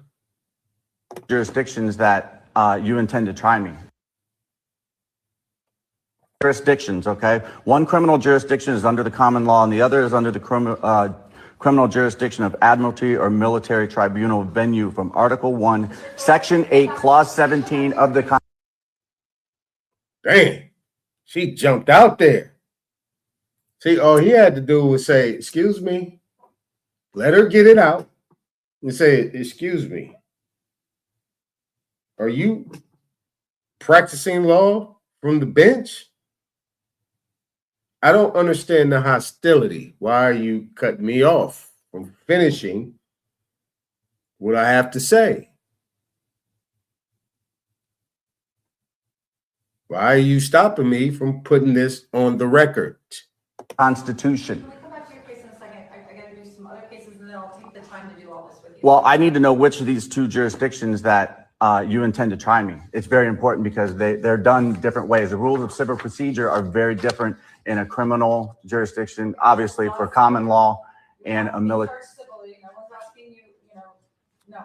So we just need to show, were you able to cure your license with the DMV or you don't know? Your Honor, I need to get these other questions answered. I need to know what the jurisdiction is, and I need to know also who the injured party is. The nature and cause of this. I need to know who the injured party is. I need to know who's bringing the claim. How about, the state is. So here's the deal. Do you want to have a trial date? I can give you many trial different dates, and you come in and you can ask all the questions, and they have to prove the charges against you. So Thank you, Your Honor, but I don't think you'd be violating your oath of office by doing. Now, she said the state is. Let's go back a little bit. Go walk this down on your business. Let's go back. The nature and cause of this. I need to know who the injured party is. I need to know who's bringing the claim. how about, the state is. So here. You heard that? She said the state is. The state is the injured party. She said the state has been injured. That's what she said. The state is bringing the claim, the natures and causes and everything. She said the state. All right? That's what she said. Here's the deal. Do you want to have a trial date? I can give you many trial different dates, and you come in and you can ask all the questions, and they have to prove the charges against you. So Thank you, Your Honor, but I don't think you'd be violating your oath of office by doing your duty under the Constitution. Okay? Mr. Thor, I'm going to have to come back to your case because I have all these other cases, and I'll take all the time in the world to do because you see you Aton today? Wait, what's on my calendar? Your Honor, I just motioned for dismissal because if this is a criminal jurisdiction, as you're claiming, I need to see a verified complaint and I need from the injured party, and I have to have an opportunity to face my accuser, as you mentioned at the beginning of this entire hearing. So who is the injured party? That's the question. Who's the injured party? Why am I here? I don't understand why I'm here. You paid $440.32. Yes, that's what he's paid up to the. All right, so what else? So he just has count 1 and count 2, and he should approve count 3. All right, sir, I'm going to just exercise my discretion. I'm going to dismiss count 1 and dismiss count 2 and just order the fees that you've already paid to cover court costs. Okay? So no charges are pending against you. They've been dismissed. Interest of justice. So I'm letting the record show that the defendant, Ryan Michael Thor, with case CMZ 606406, all charges are dismissed. Is that correct? And whatever fees were paid are going towards court costs, okay? Well, those fees are bail and they should be returned after dismissal. Okay, you know what, I don't have a problem with returning your fees. I don't. Thank you. All right.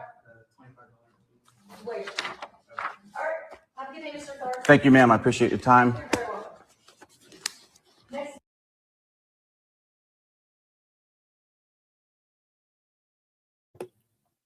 Well done.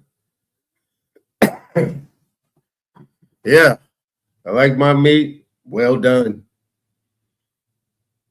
All right. Cool.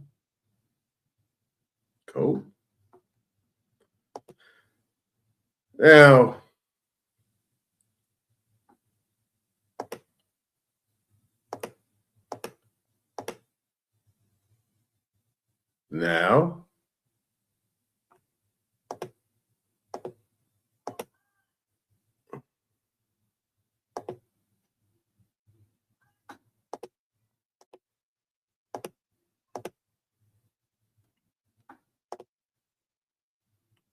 yeah, let's just look at these quick definitions real quick. These quick definitions real quick. What does that mean? Right? Any justice or judge appointed under authority of the United States who engages in the practice of law is guilty of a high misdemeanor. Quick. Nothing else. Now, talking to, let's talk about to the first video, right? Let's go back. Hold on, let me go back to this guy. You know, the guy was talking kind of wild. Hold on, let me pull this back up. None of your business put out there.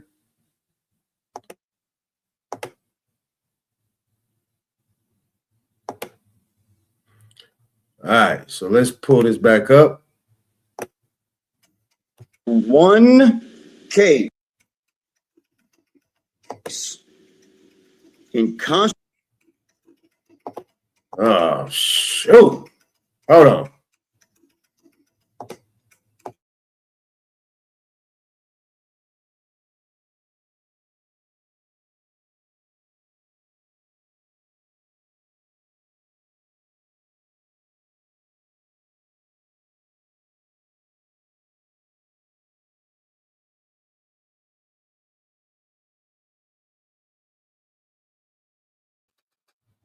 All right, sorry about that.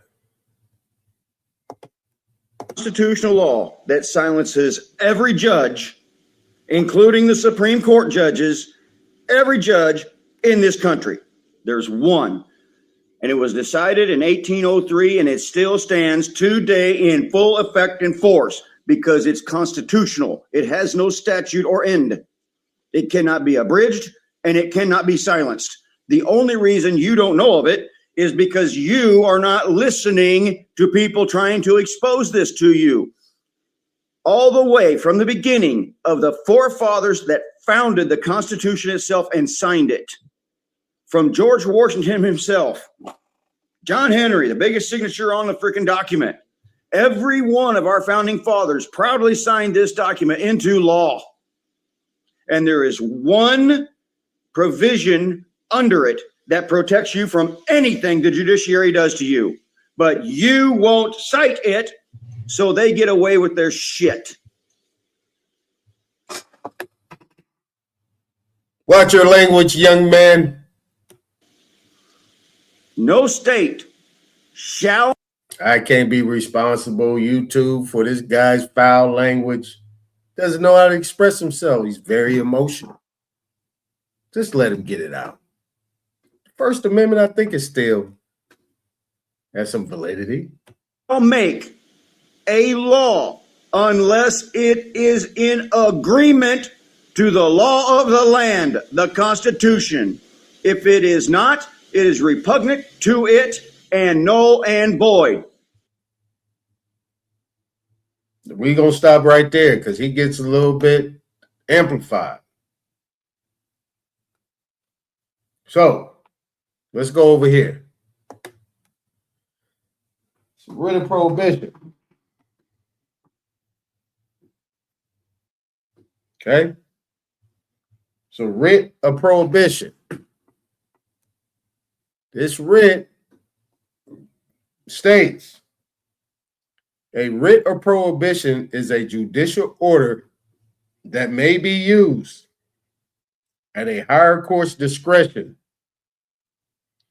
to prevent a lower court from interfering with the higher court's determination of a case pending an appeal.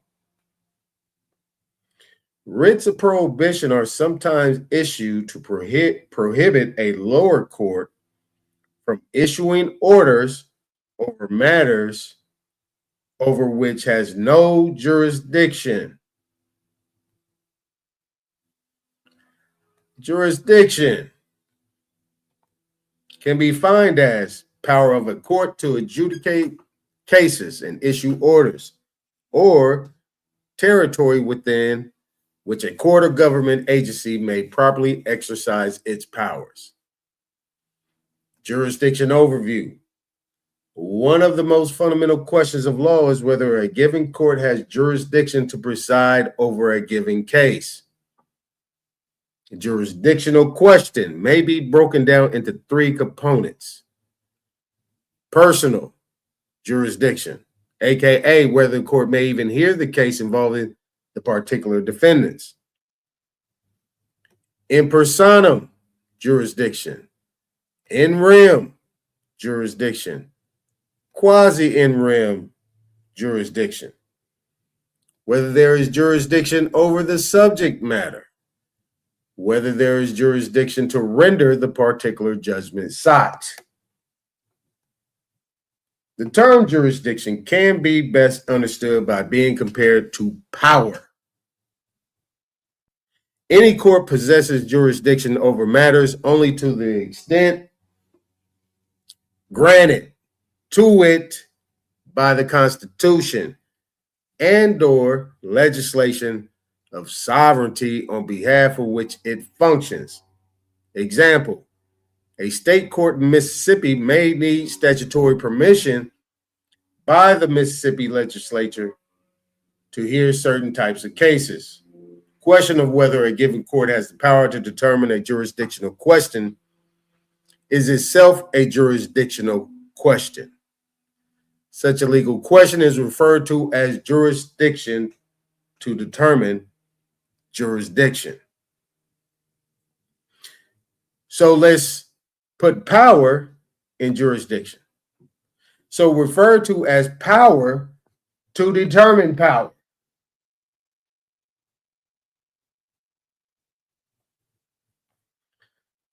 Subject matter jurisdiction is the court's authority to decide the issuing controversies, such as a contracts issue or a civil rights issue.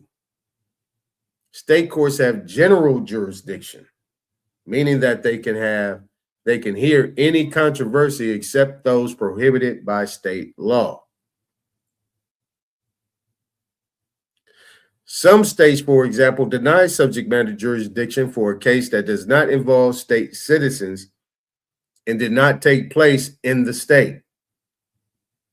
In those allocated to federal courts of exclusive jurisdiction, such as admiralty or bankruptcy issues, federal courts have limited jurisdiction in that they can only hear cases, listen closely, that fall both within the scope defined by the Constitution in Article 3, Section 2, and congressional statutes. Now, what I'm going to do right here, none of your business is, and get back is, we're going to go a deep dive into this. Not going to take too much time, but we just understand that, right? So we just pretty much got a clear understanding. This is what writ of prohibition is. And this is what he's referring to in regards to this guy over here.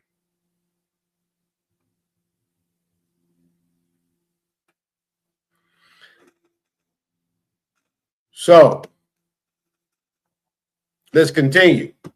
Alternatively, the writ may also be used to prevent relitigating issues that have already been decided by a higher court. Alternatively, the writ may also be used to prevent relitigating issues that have already been decided by a higher court. A writ of prohibition has been described as a drastic remedy. Right? See, this plenary stuff, people call it drastic. Drastic. What's drastic about the fact that there is things being done in these lower or inferior courts that actually run in conflict or in contrast or intersect with the Constitution? Meaning that these are orders that's going to end up being a trespass on the body. Something that is civil in nature, administrative in nature, that cannot be viewed, like we was dealing with CPS and the other situation what this other guy was doing in court, that actually is going to encroach on the body, meaning these administrative kangaroo tribunal courts, lower inferior courts, who are not connected to Article 3 are actually doing things in their venues, if I can use that word, venues, in order to touch the body. Meaning, if you don't give me that baby, you going to jail, you going to jail. But I'm going to come knock on your door, bang on that thing, and come in there with an armed agent to come get that baby, because we determine you to be a dependent.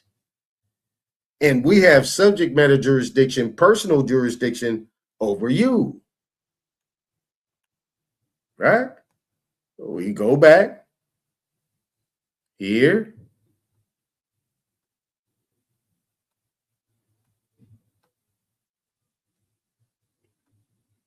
Right? Personal jurisdiction, aka whether the court may even hear the case, right? This is jurisdiction. The overview. Right? In personam jurisdiction, in rem jurisdiction, quasi in rem jurisdiction. We'll get into those. So look those up, Firekeeper. None of your business, so you will know. So when we come back and we talk about this tomorrow, we can understand what this means and what they're doing in these inferior courts.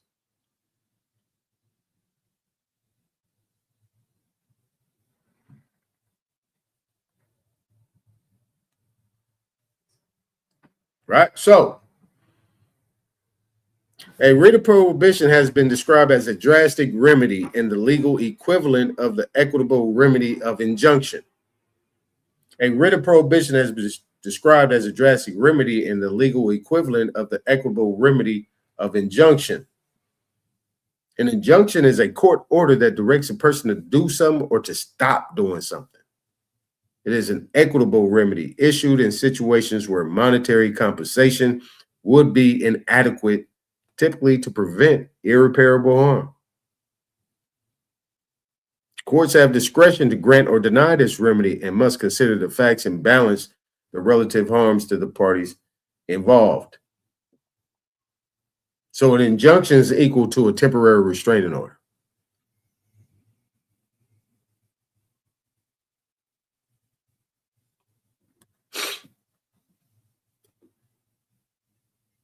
Now, as a result, any petition for the writ should only be granted where the petitioner has no other adequate means of relief. So, if you're dealing with a situation where somebody come to your door, let's just deal with the CPS situation, and you got an officer right behind it, and you saying you got a court order, guess what? You have no more other remedies. You have the Department of, which is CPS, Child Protective Services, which falls under the Department, falls under Health and Human Services Agency, and it's the equal into the Department of Child Support Services, Department of Social Services, right? It falls under that guidelines, which is also connected to the Hague and to Social Security Administration, or not the Social Security Administration, but the Social Security Act. A lot of those different aspects. So you pretty much went through the lines, right? You have legislative, you have a judicial, which you consider to be a judicial inferior court, and you have the executive, which is the sheriff that's coming to your door with a gun. 3 of them. All right? You get it? Now, let's continue. As a result, any petition for the writ should only be granted where the petitioner has no other adequate means of relief.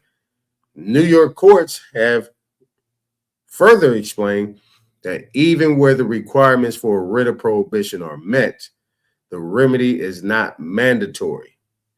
And courts hold the ultimate discretion on whether to exercise this authority. So it's still saying the courts hold the ultimate discretion on whether to exercise this authority. This is why what this guy is saying is kind of important. Because then you'll get the idea, because people say, well, no, I didn't win. Well, you did win. You got your answer. What court are you dealing with? That's why the other guy, and the other thing that I showed that none of your business pulled up, shows that that thing got dismissed because he had the questions. What am I dealing with?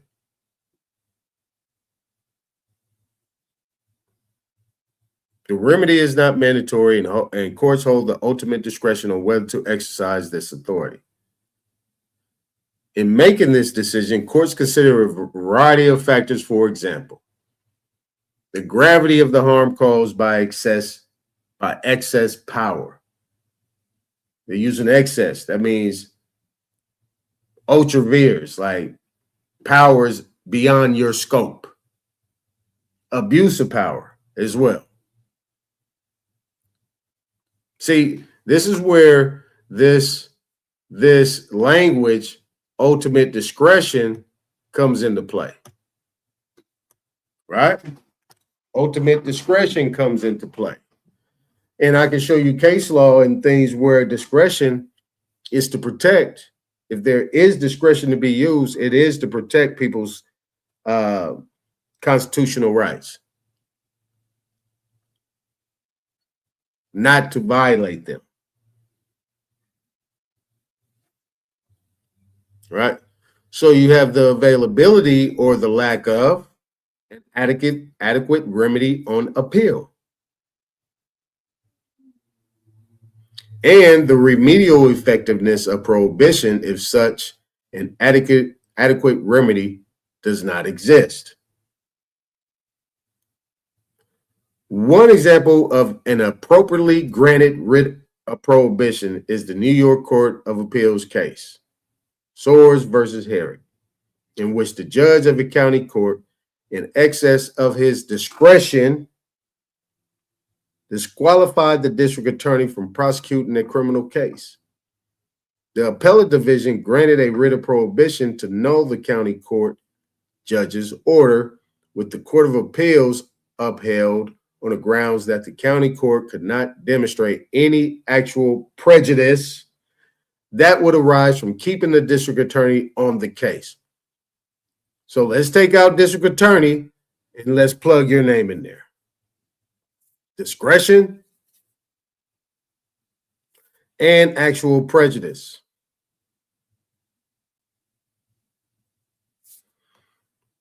In United States versus Hoffman, the Supreme Court ruled that the writ of prohibition can only be used to prevent what is about to or could be done, not as a remedy for acts that are already completed. If a court to which a writ of prohibition is intended to be directed has already disposed of a case cannot be undone, and the writ should not be granted.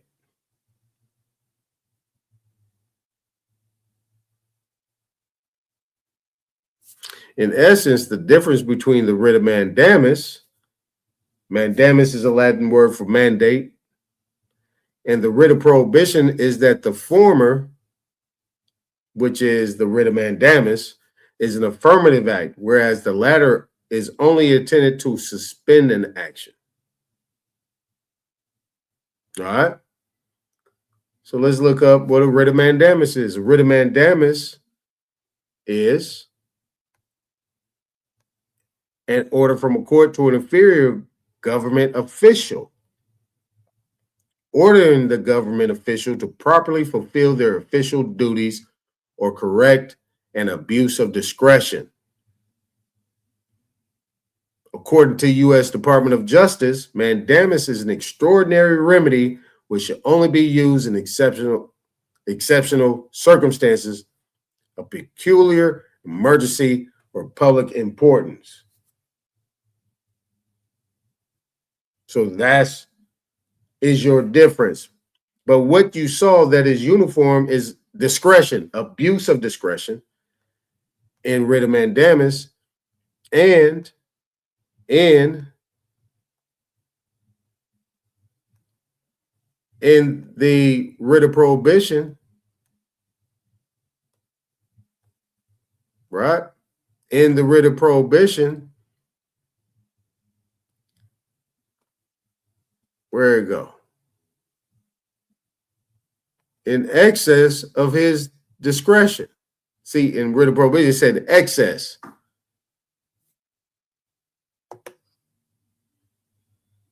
And demonstrating actual prejudice. All right. So, yeah, good stuff there. Good stuff. Yeah, good stuff there.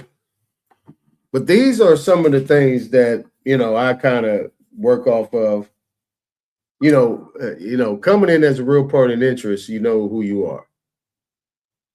Anybody goes against that, they automatically need to be removed. That means they're abusing their power, they're abusing their discretion, and they're showing prejudice. Automatically off the top. That's why I said, don't hate the player, hate the referee. The judge is considered to be a referee. That's a fact.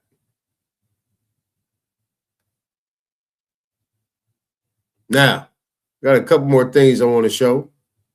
Where we at? Here we go. The word African American.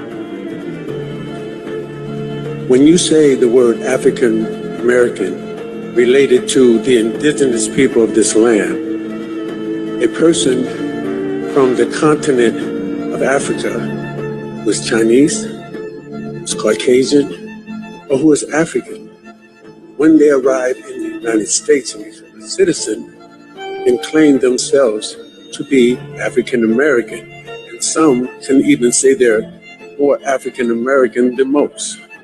So I think that word needs to be eliminated from this discussion of reparations. The word African American. Finally. Right?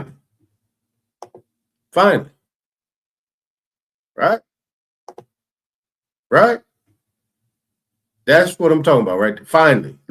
That took nothing but how many seconds? I think that took like 10 seconds. No need to say anything else. Remove it. That's it. And that's all. No need for a long soliloquy of this and that and history. No. That's it. And that's all. Remove it from this conversation. Where does it apply? Now you're showing that people can actually come over here because now these people are utilizing it so they can get bread, they can get money, they can get benefits, they get privileges. What's going on, Draco? I'm just saying. Yeah. Fire. That's what I'm talking about. Not a lot needs to be said. Not a lot needs to be said. At all. Let's hear it one more time for the road. When you say the word African American, when you say the word African American related to the indigenous people of this land, a person from the continent of Africa who is Chinese, who is Caucasian, or who is African, when they arrive in the United States and become a citizen, can claim themselves to be African American. And some can even say they're more African American than most. So I think that word needs to be eliminated from this discussion of reparations. The word That's right. What Ice Cube said on those commercials back in the day. That's right. This is interesting. I just looked at this over here. Let me see what this one's saying.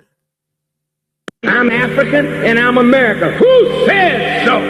Before there was an Africa, before there was an America, we were. What were we then? You Johnny-come-latelys tying yourself to nothing. You don't get your identity from any landmass. All of us come out of the earth and we go back to the earth. You get your identity from the nature in which you are created.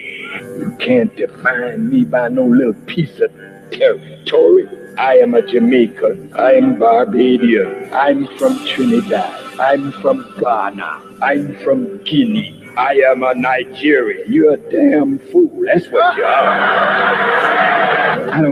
I don't mean to be insulting, and I don't mean to be abrasive and a little vile. I want to slap you so you can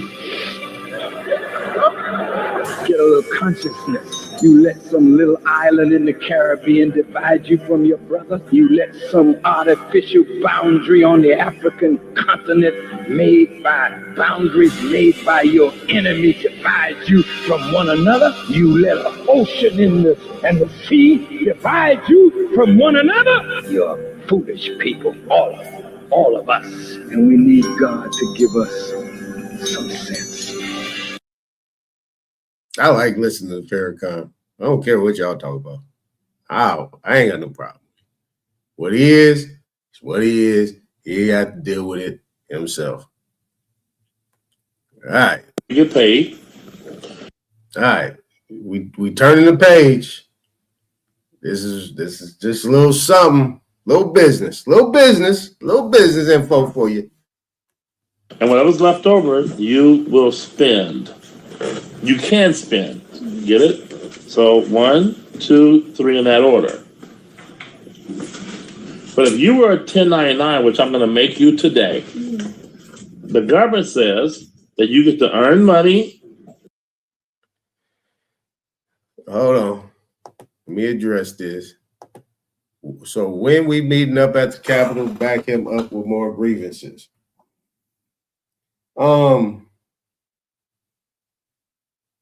How I look at it, Copper Colored Indian Goddess, I look at it like this. There needs to be a new proposal. There needs to be a new proposal that's going to take out those words, bring it in. You now had a Supreme Court or argument that could be utilized in order to correct the proposal, because it has to be a proposal. Remember, we're dealing with Article 1, legislative acts that was done in order to transfer wealth, suspend it as well, suspend the wealth, and there has to be some full accounting. Business. It wouldn't necessarily be a grievance. It will be a claim. Right? It'll be a claim. A claim would be more successful. The claim would also come with a proposal. The proposal will be, this is like you had back in the day, you had your 10-point plans and things like that of what needs to be done in order to properly, distribute. Right? So in a claim, there has to be a cause of action, right? There has to be an injury. There has to be some sort of injury in a sense, civilly, criminally, whatever, but really not on the civil or criminal side, but more on the constitutional side and treaty side, right? We're up here. We're not United States citizens. United States citizens can't bring grievances because they agree to subject themselves to the jurisdiction of the United States. And if you agree to subject yourself to the jurisdiction of the United States, then you have to follow the Constitution. If you approach it that way, you have to go to the courts. But if you're not subject to the jurisdiction thereof, then what court do you go to if there is a court?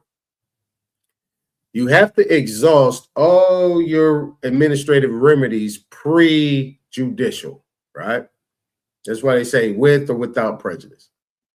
Make sure that you exhaust that. That means you go to the branches that has supposedly created these agreements with the indigenous people. If you're coming in there like that, based on what this brother just said, in terms of that African-American, the indigenous people, he just made a claim right there. An unrebutted claim is what? Is the truth. So if he's saying we're the indigenous people and nobody said anything right there, they did not disagree. They agreed.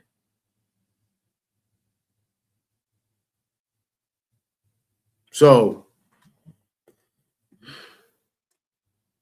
that is the approach. So they'll come back and say, well, what is your proposal? Well, we propose this. We need to bring in some people. And obviously, we don't need to hire anybody.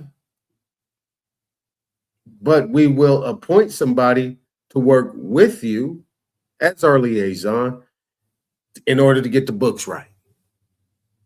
We need to go over the treaties, what was understood, what was done, all the different aspects of it, and then figure out how we can properly do our, appropriate that in the right fields. Right? So once that's done, and let's say they come back and say, well, there's no response, because most likely they might just stay silent and sit on it. But what we're doing is, under full accounting, you have how many days? You got 14. You got 2 weeks, right? Under the Freedom of Information Act, under the Right to Know Act, under the Open Records Act, Public Records Act, wherever you're at in your state, we need the records. And really, the states have nothing to do with it. Really, it's the federal government. Really, it's the United States of America, the constitutional republic, United States of America. That is who needs that. Now, need that proposal and really that notice and demand. We need to do that. All that, what you're talking about, showing up, grievances and doing all that, that's another form of marching. We need to properly get it together, notify them, and then make the claim. That's it. Now, there's things that's already been done. I think we just need to do a little bit more deep dive in looking into what has already been set up and what's been in place. Now, I want to go back to this one, right? So we can get this one clear. Let's go back to this one. Watch what this guy says. Is taking accountability. Watch what he says. The Cherokee Nation is taking accountability for their tribe's history with slavery. One is that the truth will set us free. So talking truthfully about the history of where it starts, honoring freedmen's rights to citizenship is really about honoring treaty rights. I mean, we spend a great deal of time at the Cherokee Nation. So right there, he said, honoring freedmen's rights to citizenship is really about honoring treaty rights. I mean, if he's talking about honoring freedmen's rights to citizenship, is actually honoring the treaties. So all these people that's been saying, all these people that have been saying, and pretty much everybody up here has been in those certain spaces where they keep saying that these freedmen were Africans, Negro, Black, and not Indians. So if we connect the dots, right, copper color Indian,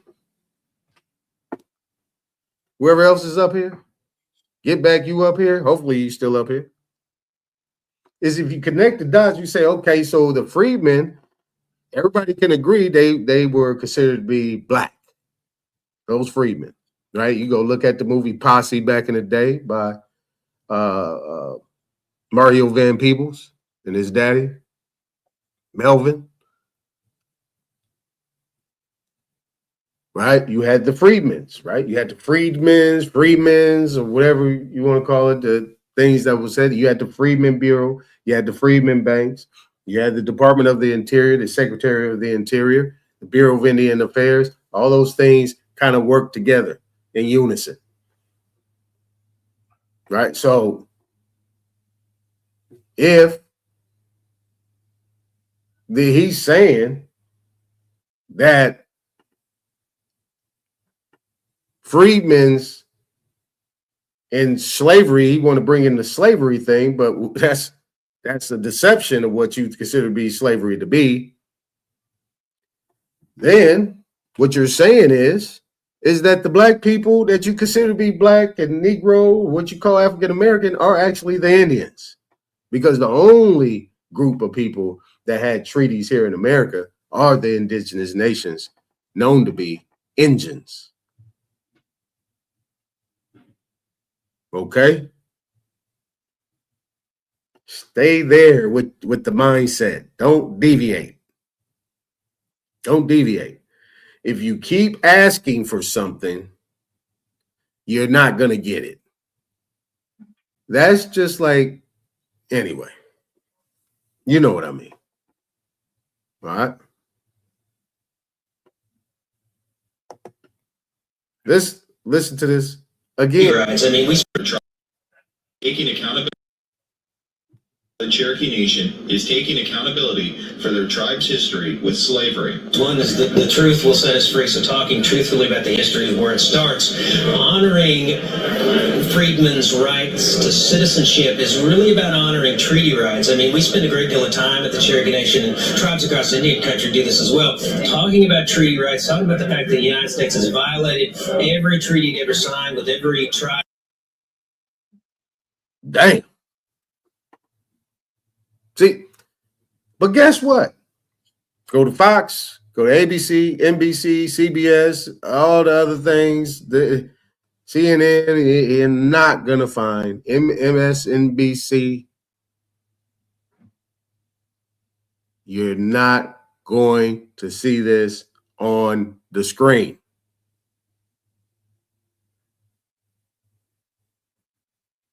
This guy just said the United States has violated every single treaty.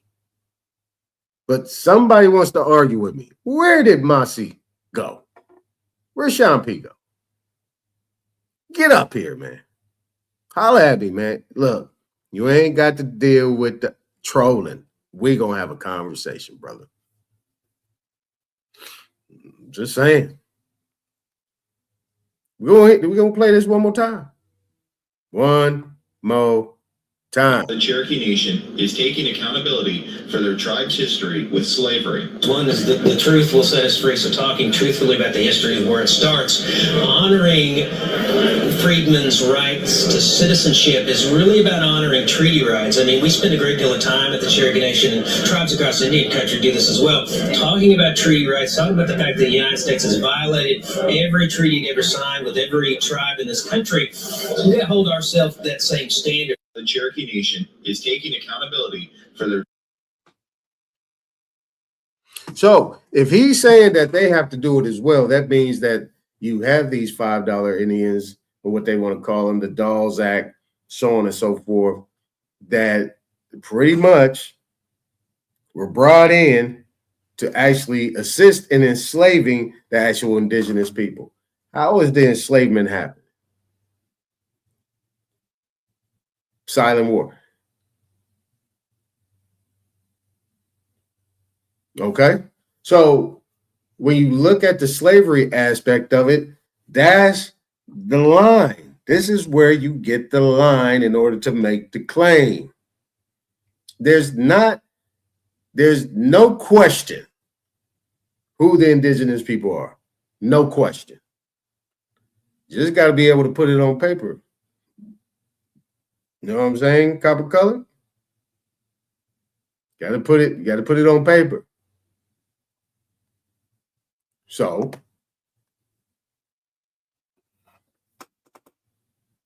exactly. I told you. Yeah, Jessica, that's my partner. The loud one. That's my partner right there. I coached her son. That's my partner. She moved back to Chicago, but she was in Inglewood, California. I coached her son. And she really about that. We had conversations. And I'm telling you, she got pissed one day when I said, no, we ain't black. She said, man, shit. Boy, don't say that to me no more. I'll never talk to you again. I said, I apologize. But she was serious about that. But now I started showing her little things. Instead of me talking, I just showed her things, sent her little clips and pictures and this and that and links and this and that. And she, oh, uh-huh. That's why her language changed a little bit. That's why she had that African. She was like, y'all not us. I'm just saying. It's got to be lined up, copper color. It's got to be lined up. It's got to be proper. It's got to be professional. It's got to be on the level of the top. That's what I'm saying. I mean, I can actually do reruns on what we did with the Supreme Court oral argument with these clips that I'm finding. Well, I ain't finding them. They finding me.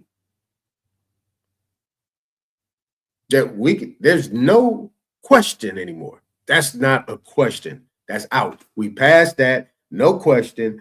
I could spend all day showing you clips. And this ain't us talking. These are them. And I always call them them because we don't know who they are. They will not tell us. Every identity that they use is not theirs. Just saying. Just saying. All right, let's get back to let's go here first. Then we'll do the business last. This is one of my favorite laws to stand on in court, along with the rights of indigenous. I like this guy. This Aton-Yah Downing. Yeah, this might be the guy to call. Indigenous peoples is deprivation of rights under the color of law. Pay attention. Using your discretion to break the law, right? This is a very simple concept. So if your sheriff's department are going out and executing a warrant that's based upon a judge who relied upon a prosecutor who abused their power by relying upon an inferior state statute that permitted them or directed them to charge by way of information as opposed to indictment, violating the Constitution of the United States, that sheriff is committing a crime. And that sheriff arrests that person, takes them into county jail, who you guys pay the budget for, prepare the budget for, and they house them there. That housing is unconstitutional because it derives from that unconstitutional act. So these affidavits, they identify two different crimes in particular. The first is Title 18 U.S.C. subsection 242, which is deprivation of rights under color of law. What that statute says is that any person who, under the color of any state statute, ordinance, custom, or regulation, deprives any person of any rights secured by the Constitution commits that crime. Now, the second crime is Title 18 U.S.C. subsection 241, which is conspiracy to deprive of rights. What that states is that when two or more persons conspire with the purpose of depriving any person of any rights secured by the Constitution commits that crime. Now, the laws of criminal conspiracy with regard to public officials, all of you, what that states is that any person who, having knowledge of any of the wrongs conspired to be done, and who have the power to prevent or aid in the prevention of the commission of the same, neglects or refuses to do so, may be joined to dispense the action. So upon having been provided with this notice, letting you know that these unconstitutional acts are happening, I'd ask you, please, let's work together to fix this problem, right? Let's work together to fix this problem. Because the alternative is conspiracy with regard to public officials, all of you. What that states is that any person who... He said conspiracy? He said all of you. He just said it real quick. Matter of fact, this is one thing you got to like about them people.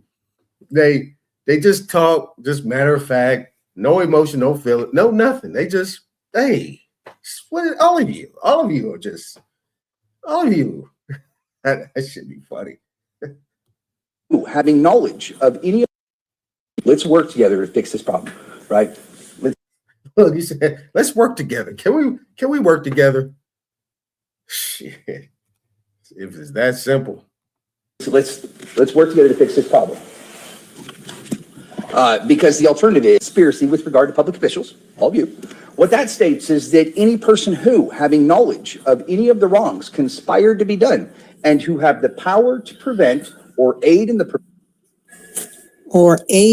prevention thereof, must do their duty to prevent the act. This is one of my favorite laws. All right. So we have that. We have that. And let's go over here to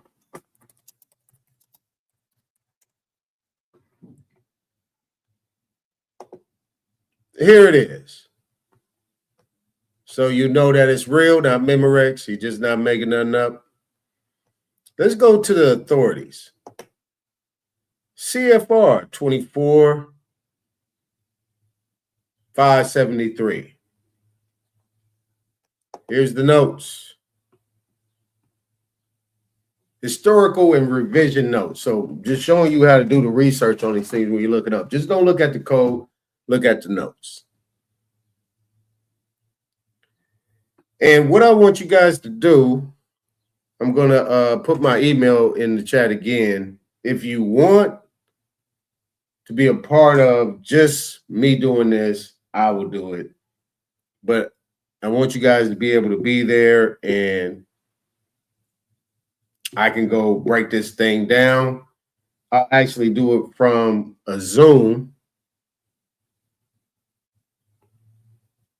or I might just do it a private thing, and then we'll make it happen there. And then I would post it on YouTube just as a video, and we'll just go through it, and then we can just go back over it and do it that way. So, and you know, people that come through, I'll do that as well. And even after it's done, I'll put it, you know, I'll just make a comment after it's all done and do the same thing if anybody wants to partake in this.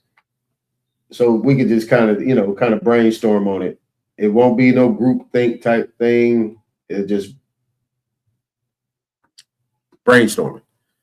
So it says, clause making conspirator ineligible to hold office was omitted as incongruous because it attaches ineligibility to hold office to a person who may be a private citizen and who was convicted of conspiracy to violate a specific statute.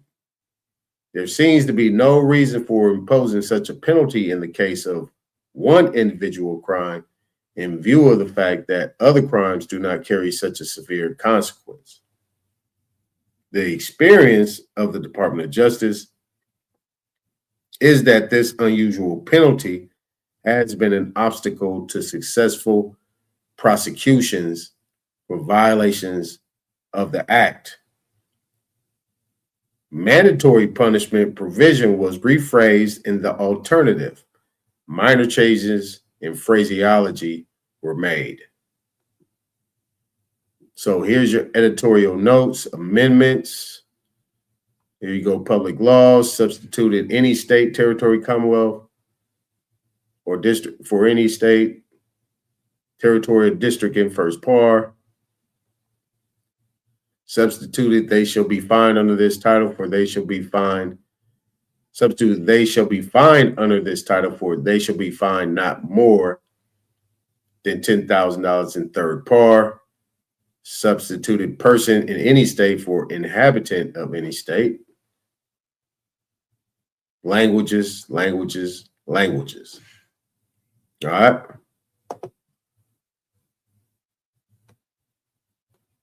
Now,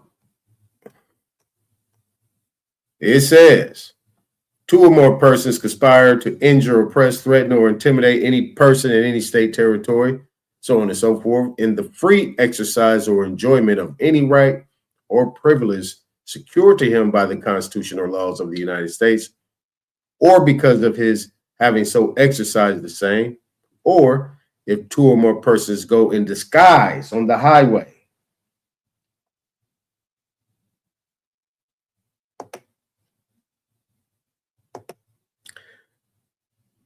You get that?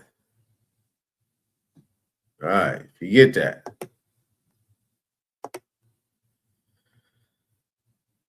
Or on the premises of another with intent to prevent or hinder his exercise or enjoyment of any right or privilege so secured. They should be fined under this title or imprisoned not more than 10 years, or both. And then you can see the rest right there. Now, let's go over to 242. So we have conspiracy against rights. Then we have deprivation of rights under color of law. You can actually see that too right here in Title 42, USC, Section 1983.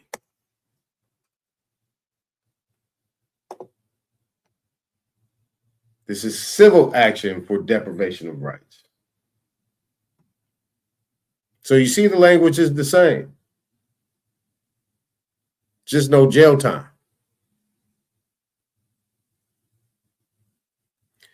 Right here, every person who under the color of any statute. Color of any statute. What does it say here? Whoever under color of any law, statute, ordinance, regulation, or custom. It's more on that. Right here, it says, under color of any statute, ordinance, regulation, custom, or usage of any state or territory, right, shall be liable to the party injured in an action at law, suit in equity, or other proper proceeding for redress, except that in any action brought against a judicial officer for an act or omission taken in such officer's judicial capacity. Injunctive relief shall not be granted unless a declaratory decree was violated or declaratory relief was unavailable. So it's saying right here, shall be liable to the party injured in an action at law, suit in equity, or other proper proceeding for redress, except that in any action brought against a judicial officer for an act or omission taken in such officer's judicial capacity. All right. So right here, it says, whoever under color of any law, statute, ordinance, so on and so forth, willfully subjects any person, any state, territory, commonwealth, so on and so forth, or district to the deprivation of any rights, privileges, or immunity secured or protected by the Constitution or laws of the United States, or to different punishments, pains, or penalties on account of such person being an alien, or by reason of his color, or a reason of his color or race, then are prescribed for the punishment of citizens, shall be fined under this title or imprisoned not more than 1 year, or both. And if bodily injury results from the act, so on and so forth.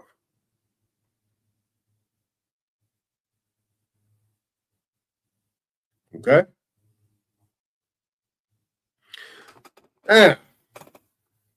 Now we get a clear idea of what we have in front of us. But see, this right here is something a little bit different, right? Because it said except against a judicial officer.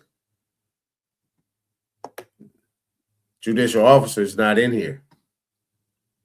And let me give you this other one real quick so you can actually see.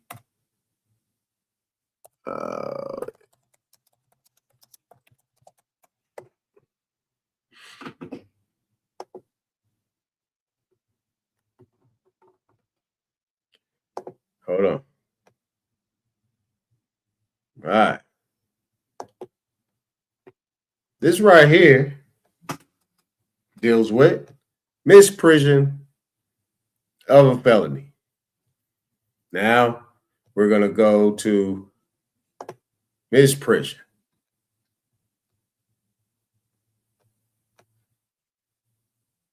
Misprising, misapprehension, misconception, mistake. Neglect, undervaluing, contempt. All right. So we're going to go with contempt. So whoever knowing, I'm saying knowing, but having knowledge of the actual commission of a felony, having knowledge of the actual commission of a felony, cognizable by a court of the United States, by a court of the United States.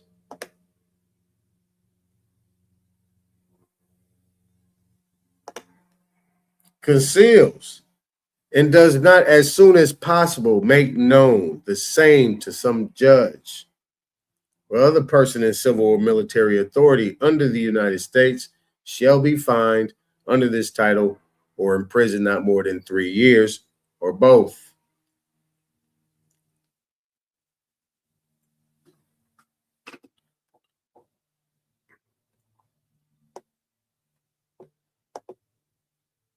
Okay? So, how these things apply? Let's go over here real quick. We're going to come back here and we're going to go to Title 25 USC.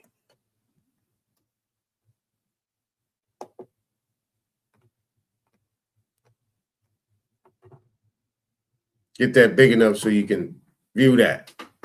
Title 25 United States Code, Indians.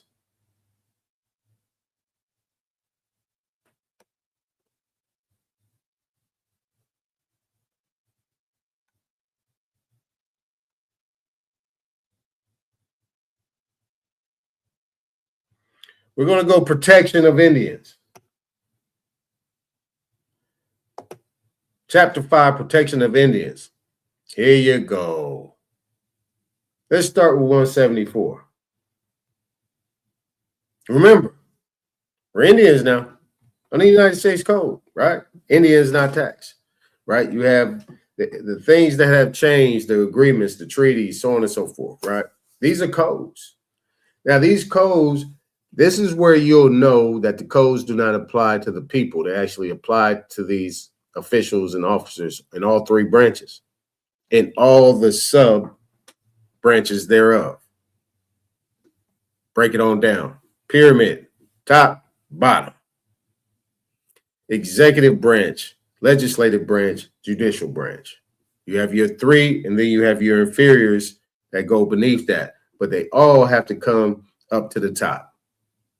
So this is where the guide, what none of your business showed, that when you come into a court, you have to understand the jurisdiction that you're in, so you'll know how to deal with it. All right.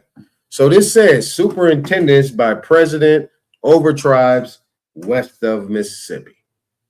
Now people say over tribes. He's over them.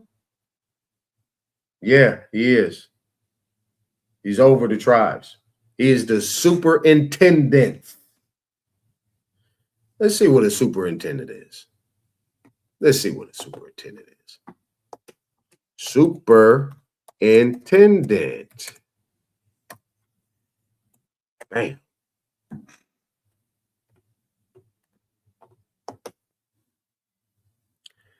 Listen, you might find this quite funny. Superintendent, a noun, a person who has the authority to supervise or direct. A janitor or custodian in a building, especially in an apartment house. One who has the oversight and charge of some place. Institution or organization, affairs, Indian affairs, etc., with the power of direction. Remember, if you looked at the other ones that I showed you what a donor-donee is. I showed you what ceding land. I showed you what Indian country is. I showed you the whole perspective of what this all means. It's not a position of subjectivity. It's a position of power and authority.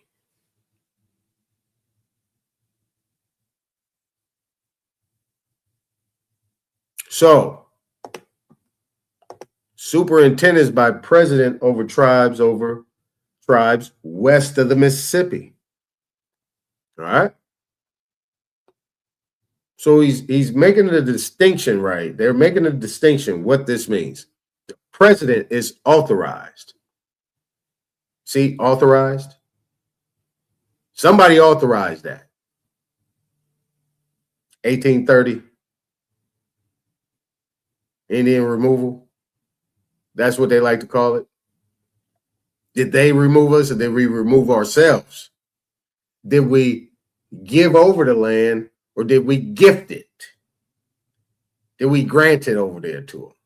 To having to hold forever or to having to hold for the benefit of the people and their beneficiaries and their descendants forever?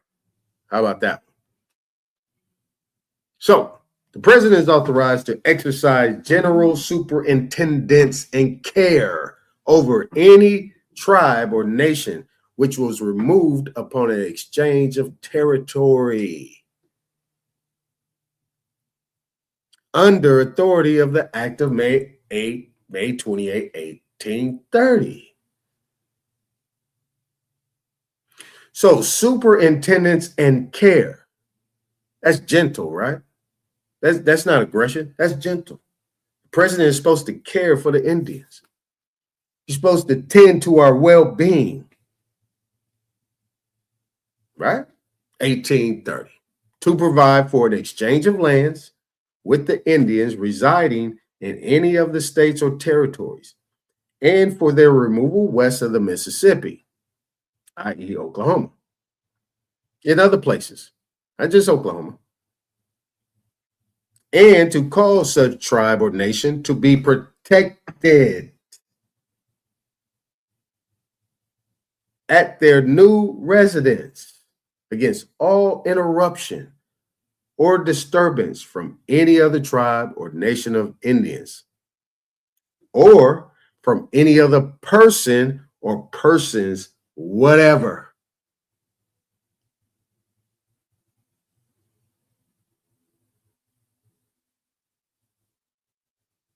Do I need to go over person and persons again?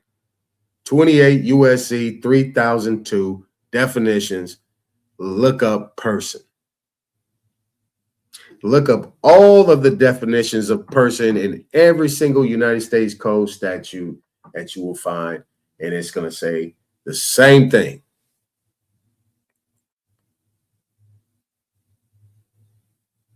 Now,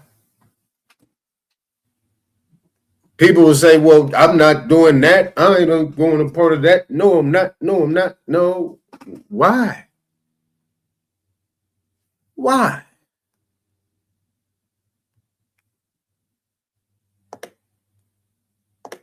Why? Why? Because you don't understand how to comprehend what you're reading. You got to comprehend what you're reading. Superintendents and care. To protect. A duty. Not power, not authority. They were authorized to do this. Congress, but everything runs through Congress. Congress has permission by us to authorize the president to be the superintendent of all Indian affairs. All Indian affairs, right? I mean, it can't be that complicated.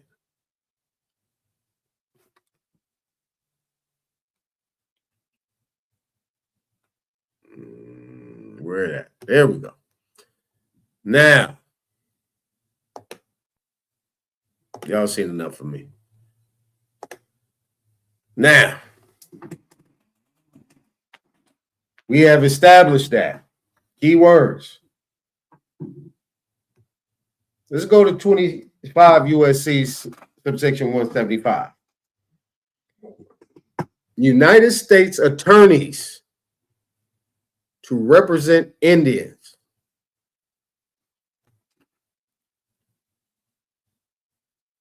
Damn.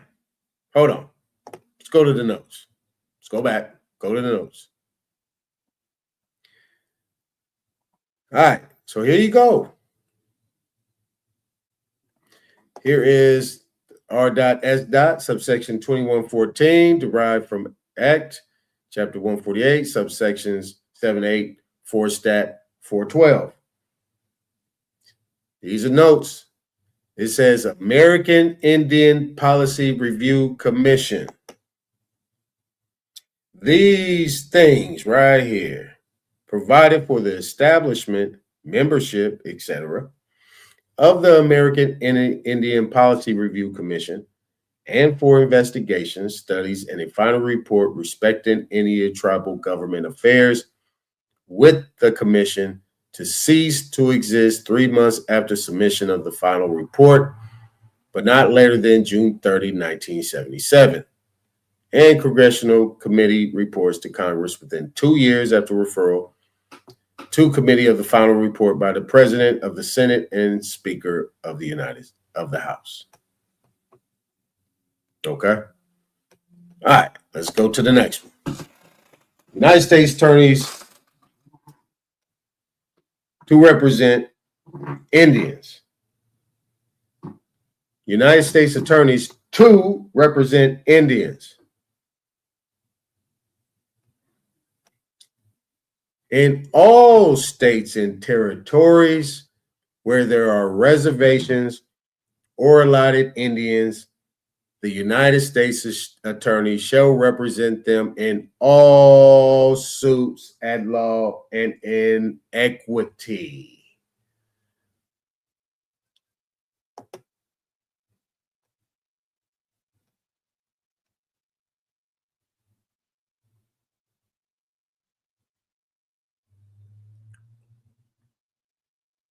Where is it at? Okay, I think that was Title 42.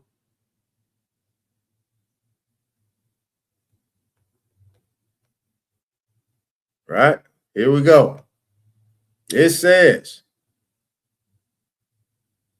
every person who under color of any statute, ordinance, so on and so forth, or causes to be subjected, any citizen of the United States or other person within the jurisdiction thereof to the deprivation of any rights, privileges, or immunities secured by the Constitution and laws, shall be liable to the party injured in an action at law, suit in equity. Suit in equity at all is liable to the party injured in an action at law, suit in equity, or other proper proceeding for redress.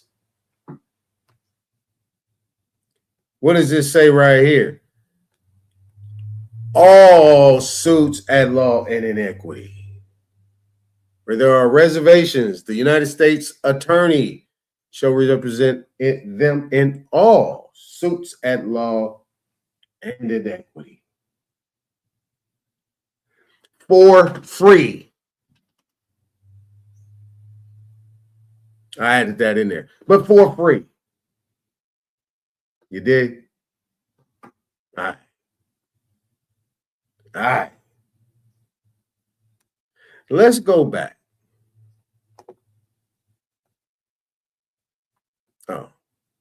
Let's go back. Title 12. Commissioner of Indian Affairs and agreement between the Secretary and the tribal government. There shall be in the Department of the Interior Commissioner of Indian Affairs, who shall be appointed by the President by and with the advice and consent of the Senate. Section 1, agreement between the Secretary and the tribal government.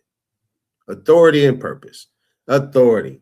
This agreement denoted a self-determination contract referred to in this agreement as the contract. It is entered into by the Secretary of the Interior or the Secretary of Health and Human Services, referred to in this agreement as the Secretary, for and on behalf of the United States pursuant to Title I of the Indian Self-Determination and Education Assistance Act. 25 U.S.C. 450. It's sequential. That's what ETSEQ means. Means 450 all the way through. And by the authority of the tribal government or the tribal organization referred to in this agreement as the contractor. The provision of Title I of the Indian Self-Determination and Education Assistance Act are incorporated in this agreement. Let me show you something. Let me show you something. I ain't gonna say it.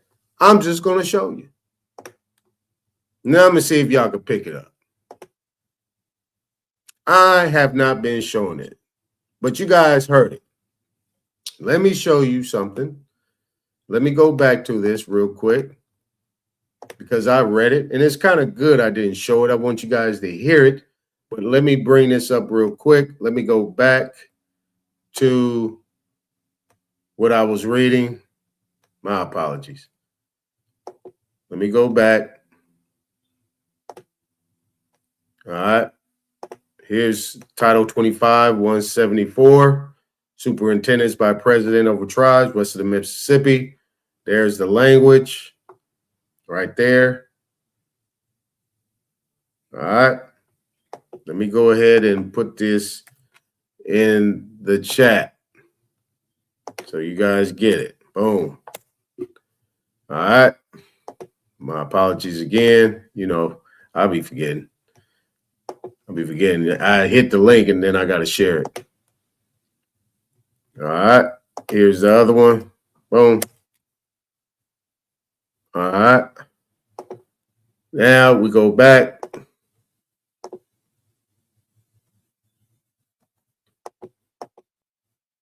Then we go here. Commissioner of Indian Affairs is subsection 1. There you go. There it is right there. Let me put that in there. Boom. Boom, boom, boom. Let's go back here. Let's put it in the link. All right. This is what I'm saying. Copper color. These people they're not asking for the right thing. Now, as you see right here, right, this agreement denoted a self-determination contract, a self-determination contract. And it's the Indian Self-Determination and Education Act. Y'all can do your own links. All right. Now, here's what I'm going to do. Let me show you something. Let me show you something. Now, what I'm going to do in the meantime, I'm going to pull these things up and show a couple things. I'm just going to let this thing flow just a little bit.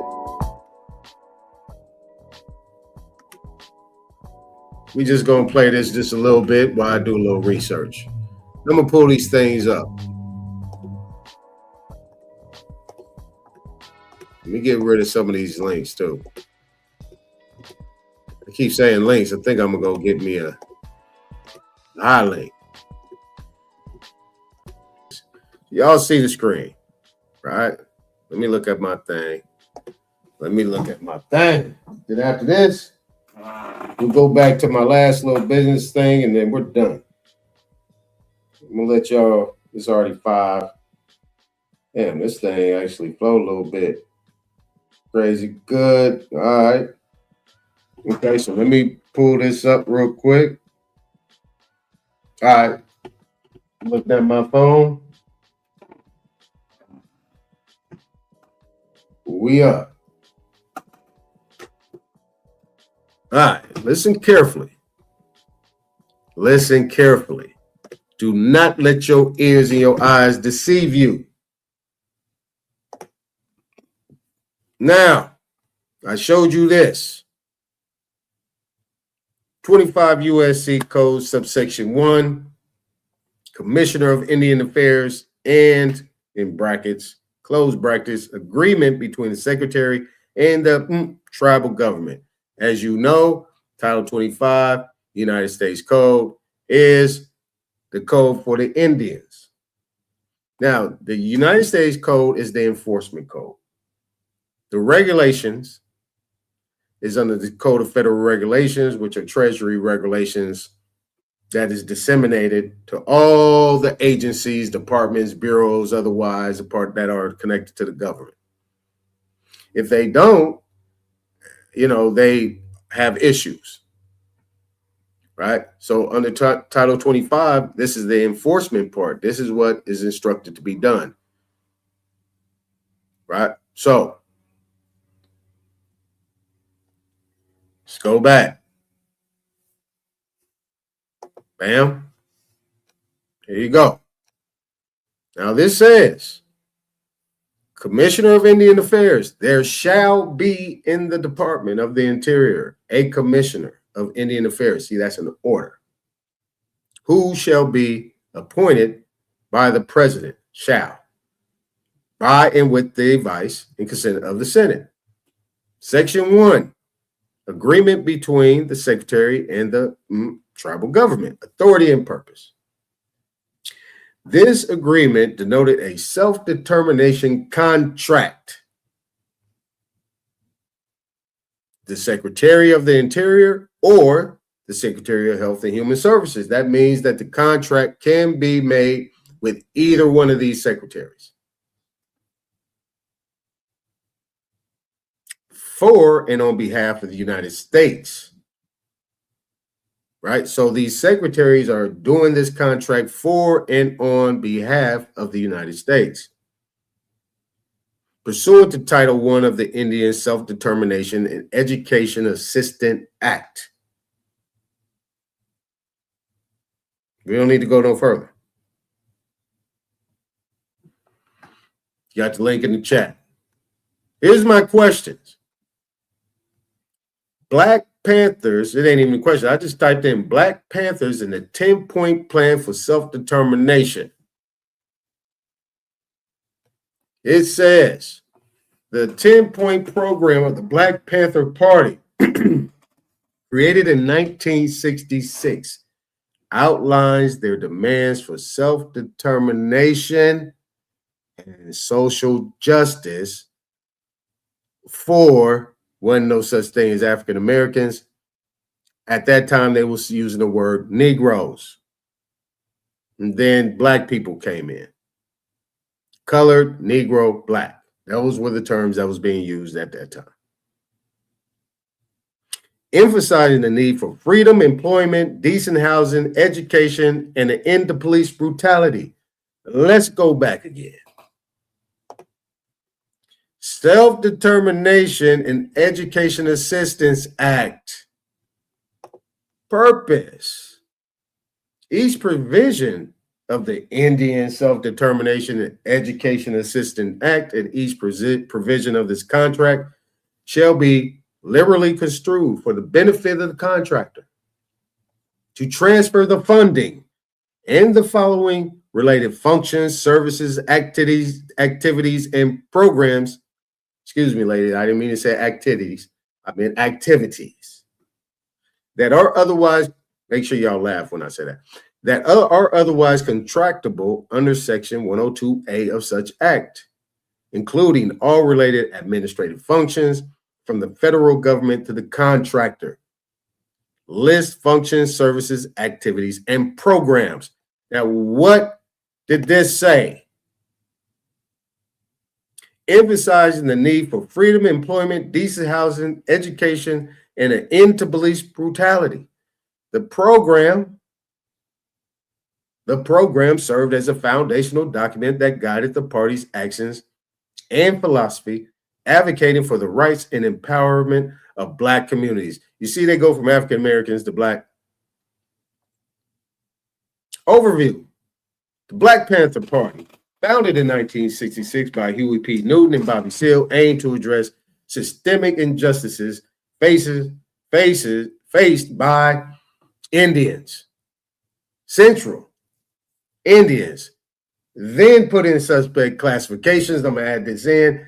Of Black, Negro, Colored, African American. Central to their mission was the 10-point program, who articulated their demands for self-determination and social justice. The 10-point program serves as a foundational document for the Black Panther Party, outlining their goals and beliefs. It is structured in two main sections: what we want now and what we believe. Below is a summary of the key points: freedom and self-determination, full employment for all. Well, let me go through the whole thing. Demand. Let me do it. Let me not jump over. Point, you have demand and belief. Demand, freedom and self-determination. Belief, Black people will not be free until they can determine their own destinies. Number two, full employment for all. Demand. Belief, the government is responsible for providing employment or a guaranteed income.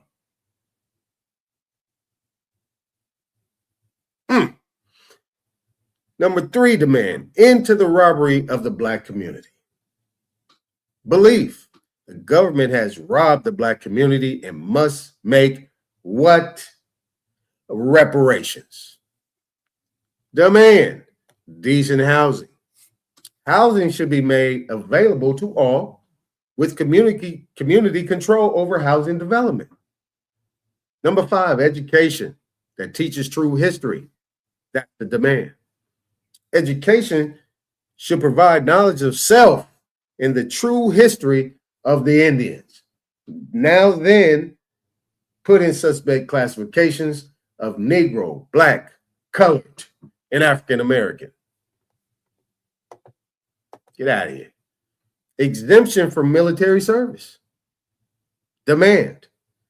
Belief, Black men should not be forced to fight for a government that oppresses them. Demand, end to police brutality. Belief, organizing self-defense groups is necessary to protect the community from police violence. Demand, freedom for all Indians, then classified west of the Mississippi and otherwise as Negro, Black, Colored, and African American. Belief, all Indians now considered to be in suspect classifications of Negro, Black, Colored, and African American individuals should be released from jails due to unfair trials. Number 9. Now, no, this is 1965-66 now. Number 9 demand. Fair trials by a jury of peers. Believe trials should be conducted by juries from the Indian, then now in suspect classifications of Negro, Black, Colored, and African American. Number 10 demand. Land, bread, housing, education, clothing, justice, and peace. Believe these are essential for the survival and dignity of the Indian, then classified and now classified as Negro, Colored, Black, and African American community.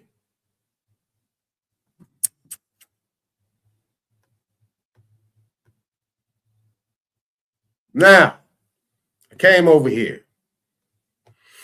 My next question, right here. How many other Black movements, in quotes, in the early 1900s used the same self-determination language in their organizations, religious or otherwise, i.e. Nation of Islam, Nation of Yahweh, etc.? Short answer, several, and I'm going to go through it. Several major Black movements in the late 19th and early 20th centuries used explicit self-determination language. So it just wasn't the 1900s. This actually started in the 19th century, which is the 1800s. Centuries use explicit self-determined language or closely related ideas, most notably Marcus Garvey's UNIA, the early Nation of Islam, and precursor Black Muslim groups, Black nationalist religious movements, Father Divine's Peace Mission / Universal Peace Mission movement, and earlier Black nationalist currents. Example, Gori influenced Black Orthodox / independent churches and Pan-African organizations. So, Pan-Africans are using self-determination. How are you going to get self-determination unless you do it this way? You have to utilize this method. You either do it with the Indian Affairs or you do it with the WHO, Health and Human Services. This is what they're saying here. Wait a minute. Hey, ChatGPT stuff is decent. Pan-Africans are using it. Wait a minute. Let me look at the chat. Wait a minute. Got 14 up in there. Got 14 new ones up in there. Uh-huh. Uh-huh. Uh-huh. Uh-huh. Uh-huh. Well, you're not going to hear nothing about Aboriginal there because Indian is what functions within the United States government. That's been the agreement. We don't know how far back Indian go, but Indio, however you want to say it, don't get caught up in that, please.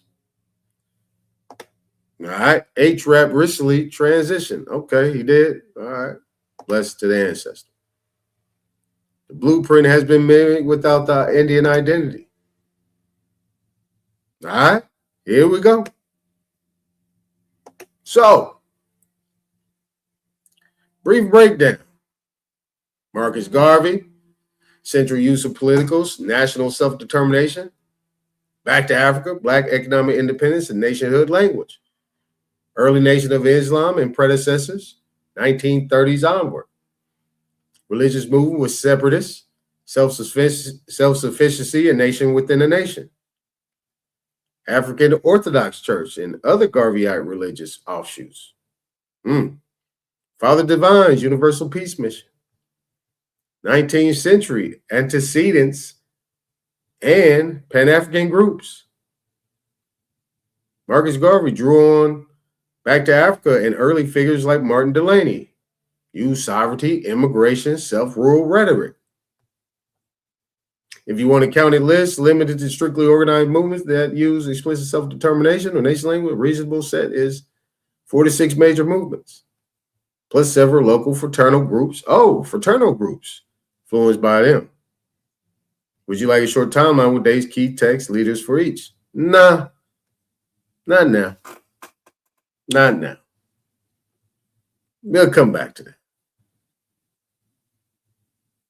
So a lot of these groups have been using this model.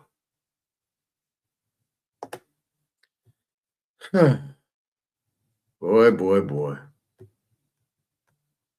Interesting. Let's go to the notes. Oh, RS 462 derived from actual July 9, 1832, chapter 174, subsection 1. You remember 1830s, right? Indian removal. You remember Title 25 USC 174?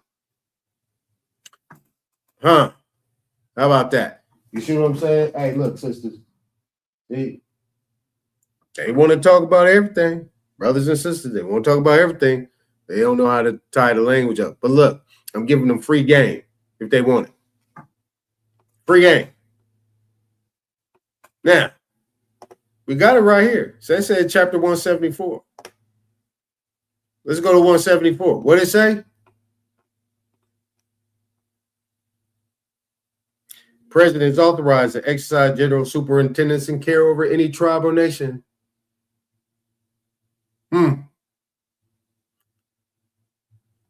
And to cause such tribe or nation to be protected at their residence against all interruption. And what are we doing? Right.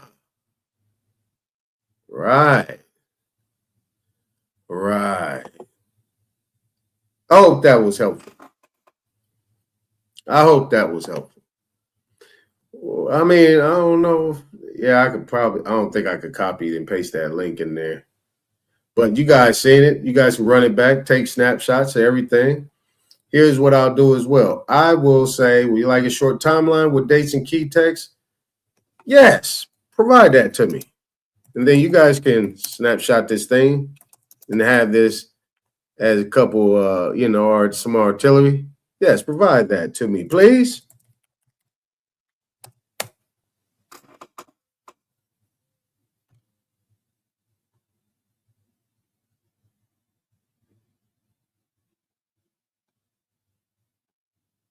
Oh, man, I'm copying and pasting this. What?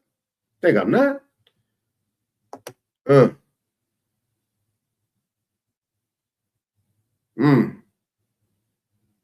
Yeah, I'm going to copy and paste that.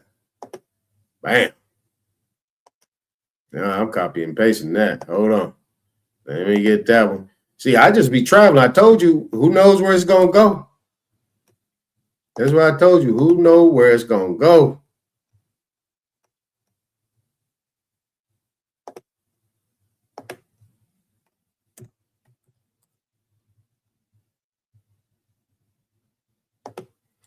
All right. Yeah. I mean, that was good. Appreciate y'all being up here, going on this ride with me. We're going to end it off with a little tax tip. Just a little tax tip. We're going to end this off with a little tax tip. Bam. So that's no different there. But here's what separates the rich from the get paid. And whatever's left over, you will spend. You can spend. Get it? So 1, 2, 3 in that order.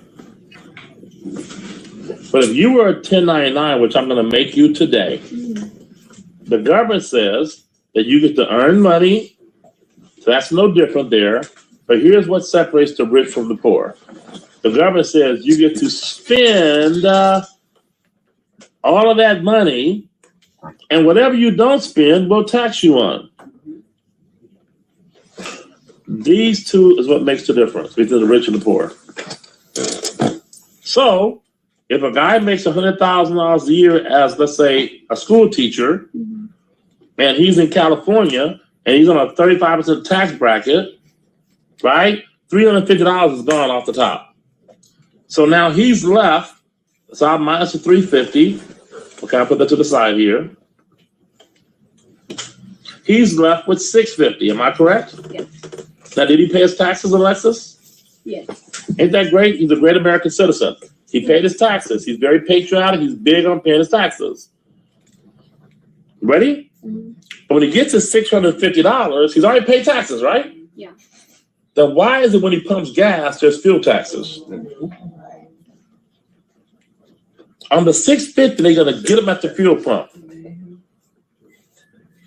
He's going to stop and buy some toilet paper at Walgreens or at Target, right? He's going to buy toiletries. He's going to buy whatever, right? And he's going to pay sales taxes. But he already paid taxes, you told me. Right. He gets home and he's going to pay his bills with the money that he got left over, right? Yeah. And he has to pay utility taxes. You look at your back of your utility bill? Okay? But you have to pay utility taxes. Yeah, when you pay your phone bill, your Wi-Fi bill, your cable TV, there's utility taxes. But I thought they taxed him already. Right. So we're just getting started. He pays his mortgage. Don't he have to pay property taxes? Yeah. I don't understand that. I thought he paid taxes already. I'm a little confused. Right. You see what I'm going with this? Yeah. Look, you start saving money because the government wants you to save money and take care of yourself. That's a lie. You pay capital gain taxes. When you start saving money, you gain some on your 401k. Guess what? Capital gain taxes. Oh, you think you're gonna die for free? No, there's estate taxes. You can't even die for free. They used to call it a death tax, but that don't sound right. It's called estate taxes. You know why the rich get a better situation? Because the 1099er makes the same $100,000. But the law says he gets to spend it.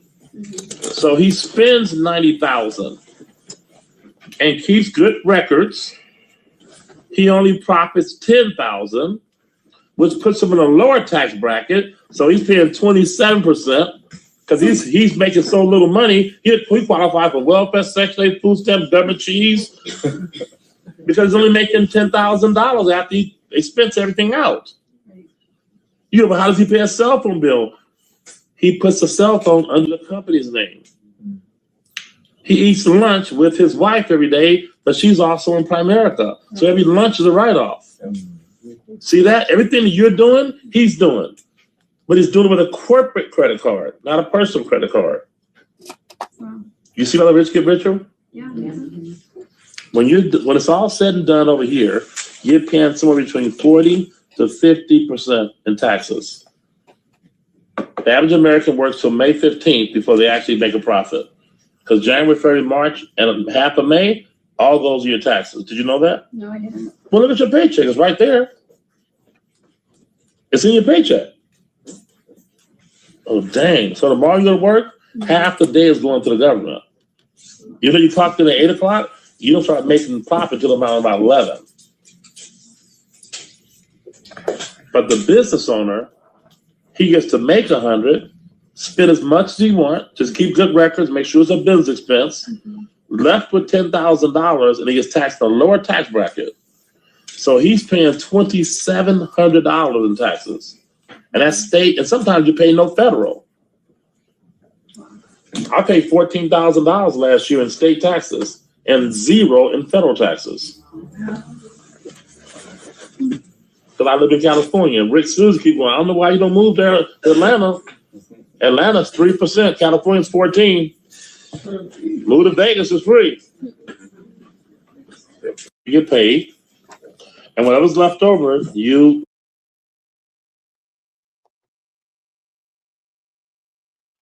Yeah.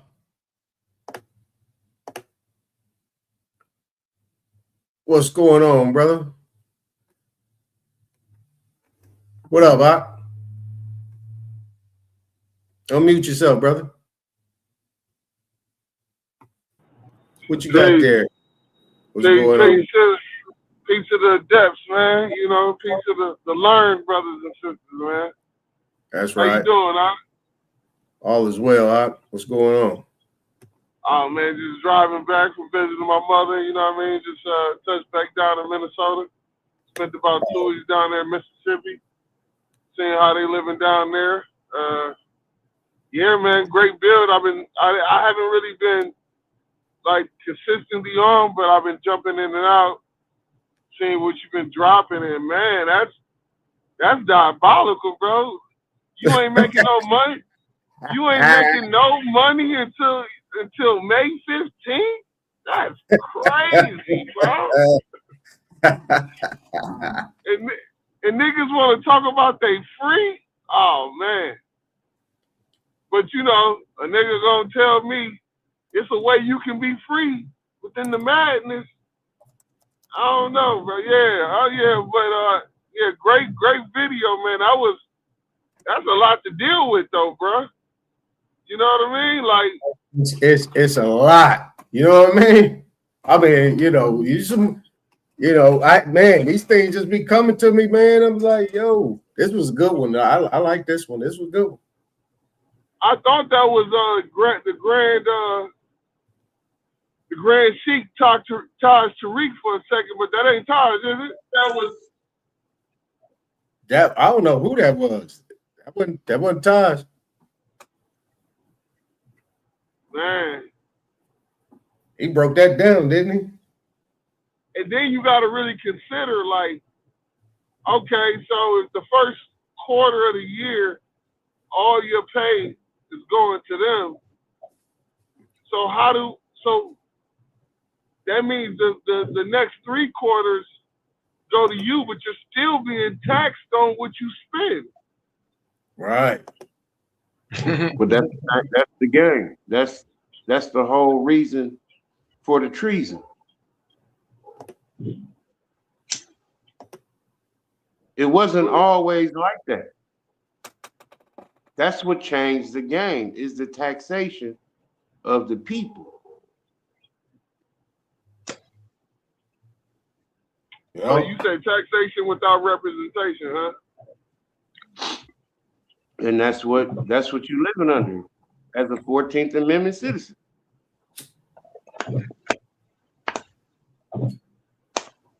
Hey, what y'all think about what's good, Draco? What's going on? I had a quick sidebar question. I know you had something with it. You just don't pop on panel unless you got something to say. Yeah, just a little question, man. Cause I've been hearing you like every time you pull up, you've been overcooking niggas and shit. So, and I heard y'all building on the 1099s and shit like that. The OID, that's the original issue discount, I think. But is there any benefits in the 1099B? That brokers? Yeah, the barter exchange broker. Broker barter exchange. Yeah, 1099Bs can actually produce an audit automatically. Yeah. Okay. Yeah, it's what we used to say back in the day. Learn your ABCs, brother. No. That's not funny. It's funny, man. We laugh. Yeah, we laugh. No. Hold on. I'm not saying I'm not dissing. I'm saying it's not funny because that's the truth. We're supposed to know the ABCs, but we didn't know that the ABCs niggas was the 1099 A, B, and C. The OID. We're not knowing that we're supposed to be operating as bankers. We are individual banks. We are banks as a people. Yeah. Hey, you know what's crazy about that? I remember back in my heyday when I was, running wild, didn't know nothing. We used to pay exorbitant like lawyer fees, kept lawyers on attorneys and on retainer and things like that. But one of the attorneys, he told me, it's probably about 20 something years ago, he said, man, All you gotta do is pay your taxes, bro. He said that to me, and I didn't know what the hell he was talking about. You know what I mean? And I'm giving him, I'm dropping 10,000. Not just me. I got 4 brothers, so we all, my mama told us keep an attorney, right? Because she didn't know no better. But you rather be represented than not represented. But now I understand represent means to represent, right? So they've already ruled on you. They've already decided your fate, beforehand. But yeah, that pay your taxes statement, bro. That stays with me even right now today. Like I'll be 45 coming up. But And that's start talking. When your I'm birthday? tell you, Yeah, go ahead. Go ahead. no, I was gonna just say, like, we were all told that just pay your taxes, just pay your taxes, just pay your taxes, and we always thought. I mean, I'm 50-something years old. I came up, in the '90s, so they was either pushing the streets, you could sell dope, or you can go to college. The one thing I did understand about college is you going into debt.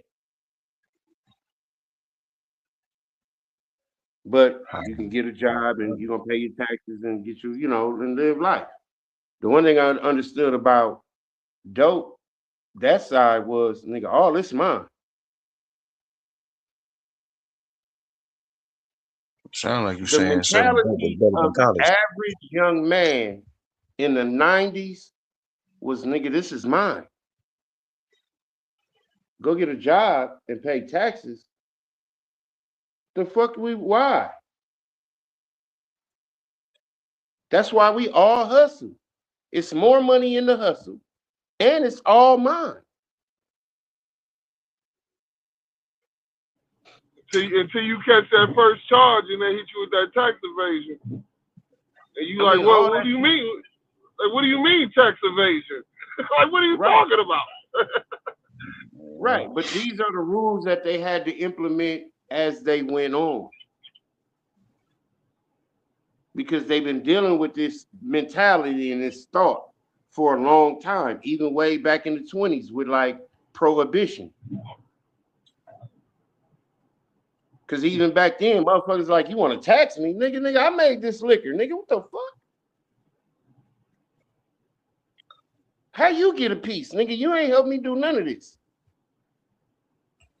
But that's the American way. We have made a whole 180 as a people, as what you call Americans, because we think paying taxes is a good thing. Yeah, but my bad, Joe. I had a phone call, but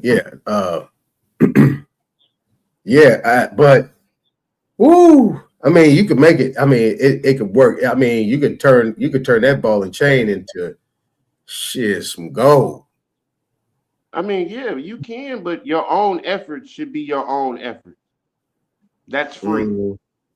So when you say you can turn that ball and chain into some gold, you're talking about to assess the taxes, right? Yeah. Like you look at it like this, right? And people call it sovereign citizen talk, whatever. But once they suspended the gold standard, right, the United States became liable for all debts, public and private. Everything became a tax. All instruments, negotiable, otherwise, it's a tax. Everything you pay, and that's why what this brother was saying, I want somebody else to hear it. Everything is a tax. That's like that CFR 72.11. That's why that's so cold. Yeah. Exactly. So under the circumstances, you can't claim that because it says in the rules, right? You have what is called backup withholding. I think that's 3406.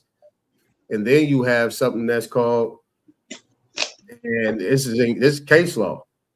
Anybody that pays, if you pay taxes, if you prepay taxes, right? Everything is prepaid, right? Right, Chief I am. Everything is prepaid. That's a fact. All right. So if everything's prepaid, then and considered to be a tax, you can then ask for what? a refund, a return of your credits, because Right. that's all it is credits and debits, zeros and ones. You know what I'm saying? Nothing really substantial by constitution. Right. Authority, not by constitutional authority. You know what I mean? Hey, Aton, have you ever heard of a 1096? Have you ever heard of a 1096 form? Yeah, the 1096 is your transmittal that you attach. If you're doing the hard forms, you attach those with your 1099s, whatever you're gonna file. 1099s, 1098s, they need that transmittal to go with it. Yeah, 1099, 1096. Yeah. So you making can them attach kind of hard to get, 1099 and a 1096 to an OID, right? Mm-hmm. Yeah, it's Mando. Yeah, I thought you had to attach it to that. Yeah, it's Mando. Okay, would this be a good correction? We get access to our assets first. Second, everybody got to go but us. Well, yeah. I agree with that. Okay, so as a political stance, that would be one. Because as an American Indian, as an American, we reserve that right to say that we don't need you here no more. None of y'all. Right. We closing the door. Right. The We only can get people new that can servants. if you don't look like us and you here, you must be married to one of us. But you can't, That's because the you can't. You're not supposed to marry those. That's right. Tell them, sis. No, that's what I'm saying. That should be weeded out. That would be weeded out after 2 or 3 generations. Gone. You ain't got to worry about it. What did the book say? Put away those strange what? Strange women and them strange men. You goddamn right. Strange Yeah, all that wives. shit gotta go. Everybody got to go. My mom coming home from work. She don't want no company. No, that's what I always say. Company got to go home. Well, they ain't got to go home, but they got to get the hell out of here. You got to get the hell up out of here. And this is the reason why it's very important to understand why they're trying to do this birthright citizenship shit. Because they're trying to figure out a way to where they can stay. Well, they've been doing that. That was the grand piñata. Once that bust open, everybody got a free ticket. Right. But now it's a free ticket and it's been exploited fully. Now everybody's watching.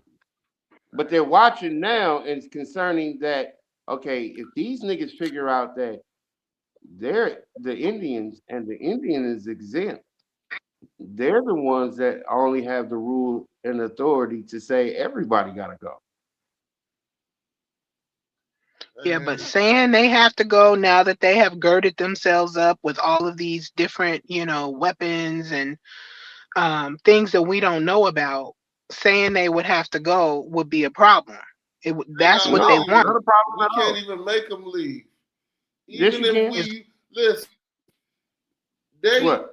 this motherfucker, their superpower, their gift from the creator is the weapon. No. Hear me out. I'm just gonna be real quick.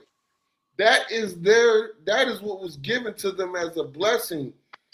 They're not gonna give shit to us. Okay, first of all, And it's we not can't a gift. take it. Hold We on, can't take it. So wait. So It's what not I'm saying, taking, and I'm it's preaching not right now, I'm giving. going to the book. It has Well, to be no weapon form, but yeah, no weapon form, but there's no weapon formed against us shall prosper. But listen, we not, man, we got niggas with 1 foot in and 1 foot out. I'm not okay. But the thing with them is their creator is not our creator. They are post Adamites. So what they waiting on is for them to stop blocking this sun. That's what they're waiting on. Like literally. I can't disagree with that. I'm not gonna disagree or agree, but I would say that's a great point. But shit, at the end of the day, man, like you said, sis, you got nieces, I got nephews. I got 4 nephews. When you I can got 4 understand that you nephews, man. And them niggas is Me too. My nephews. Guess where my nephews are? The ones of my nephews who haven't been killed in gun violence. They're in the darn military. about to be sent overseas. Yes. So like when niggas say that we gotta gatekeep and we can't give this information to all of our people, I just don't agree with that. Bro, it's the nigga who owned Adidas got $34 billion, bro.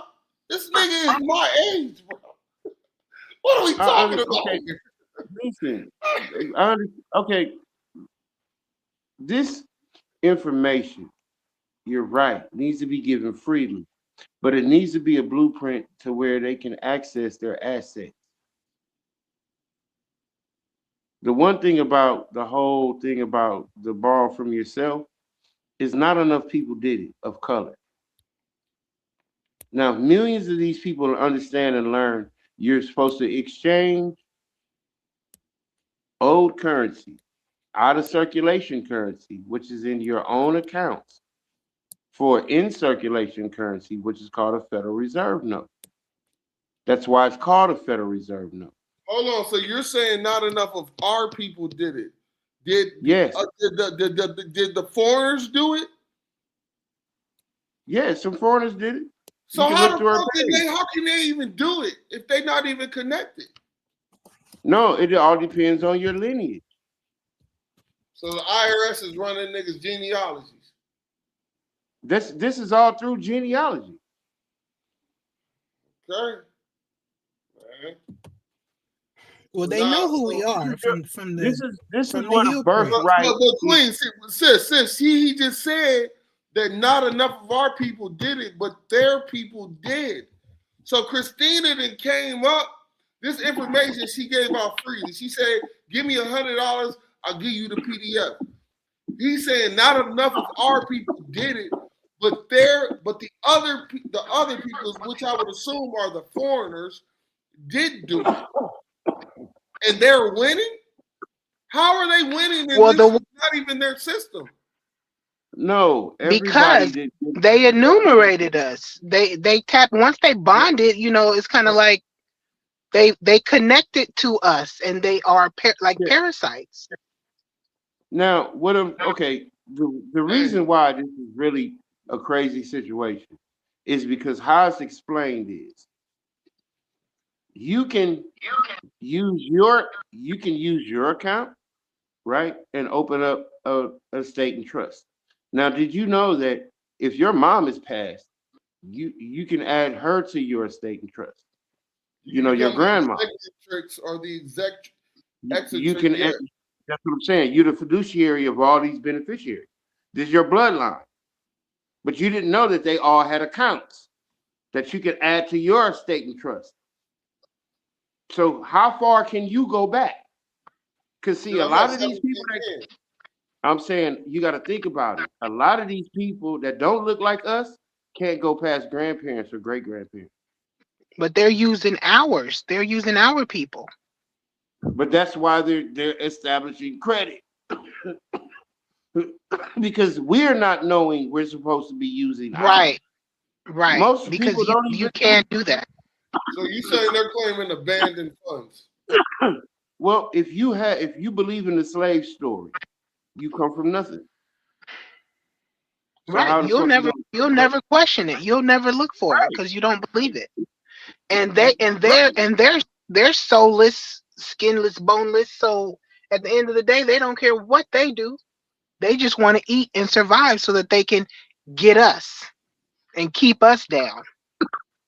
And if you don't know the information about your own self, you know information about think about it. Most motherfuckers know history back in the 1700s and all that shit, but don't know their great grandma name. Right. Damn, and I definitely know mine. I know when I went looking into my the information, because my aunt was supposed to go with me because she was born on this land, like she knows all about the land. When I called in to find out, they said, "Oh yeah, it's still here. It's still under your name. And by the way, your great whatever had not just one part of land. They had 12, Right. Several plots. and this place and that place." And she started naming off all these oil companies and all these big companies. Oh, they came Yeah. in and they took interest in this one and interest in that. So all these people are on our land. Yes. Giving y'all the 2-minute warning. Yeah. In sports terms. That's the whole key. Hey man, 2-minute warning. My last take is this, man. If you If a you brother never or thought- sister and if you you never understand think this you had information, go You'll ahead. never question. So this my take, man. My last 2-minute take, man, is that if you a brother and sister and you understand this information wholeheartedly, hey man, it's time to give it out freely, man. And it's time to do whatever you gotta do to do it.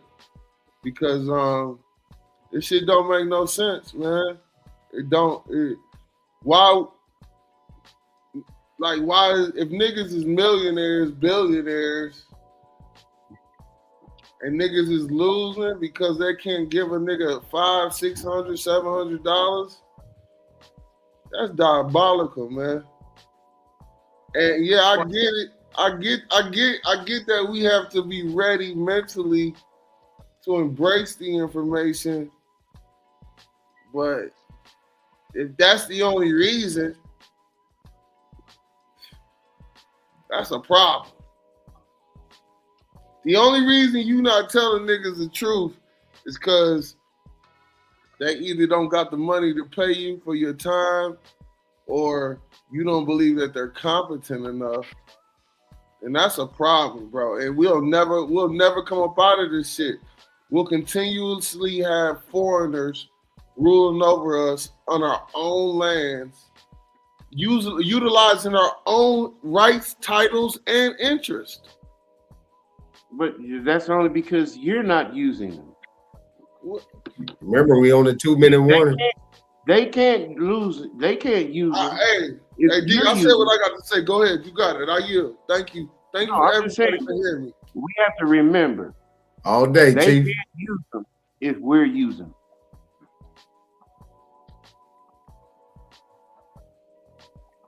None of your business? Well, I'm good. I really don't even. Yeah, we'll be back tomorrow. Yeah. All I can say Yeah, is with like I that said, just keep your head up, and I mean, it's build it. I go by build it, they'll come, and at the same time, the game is so not to be told, but I agree with Chief I am, but you shouldn't be out here selling something that should be free. On the other circumstances is that, through the experience, you don't want to be, and I'm just speaking for myself, you don't want to be dragged like a slave. I had a lot of people take advantage of me because taxes. Like taxes. I mean, I'm talking about people that get my help, they take advantage and they play that broke role. Taxes too. I used to do taxes and I couldn't even sleep at night. They would call me, they would scream at me, where's my check, all kinds of things. Yeah. And I don't have everybody broke. Hold on, Derek.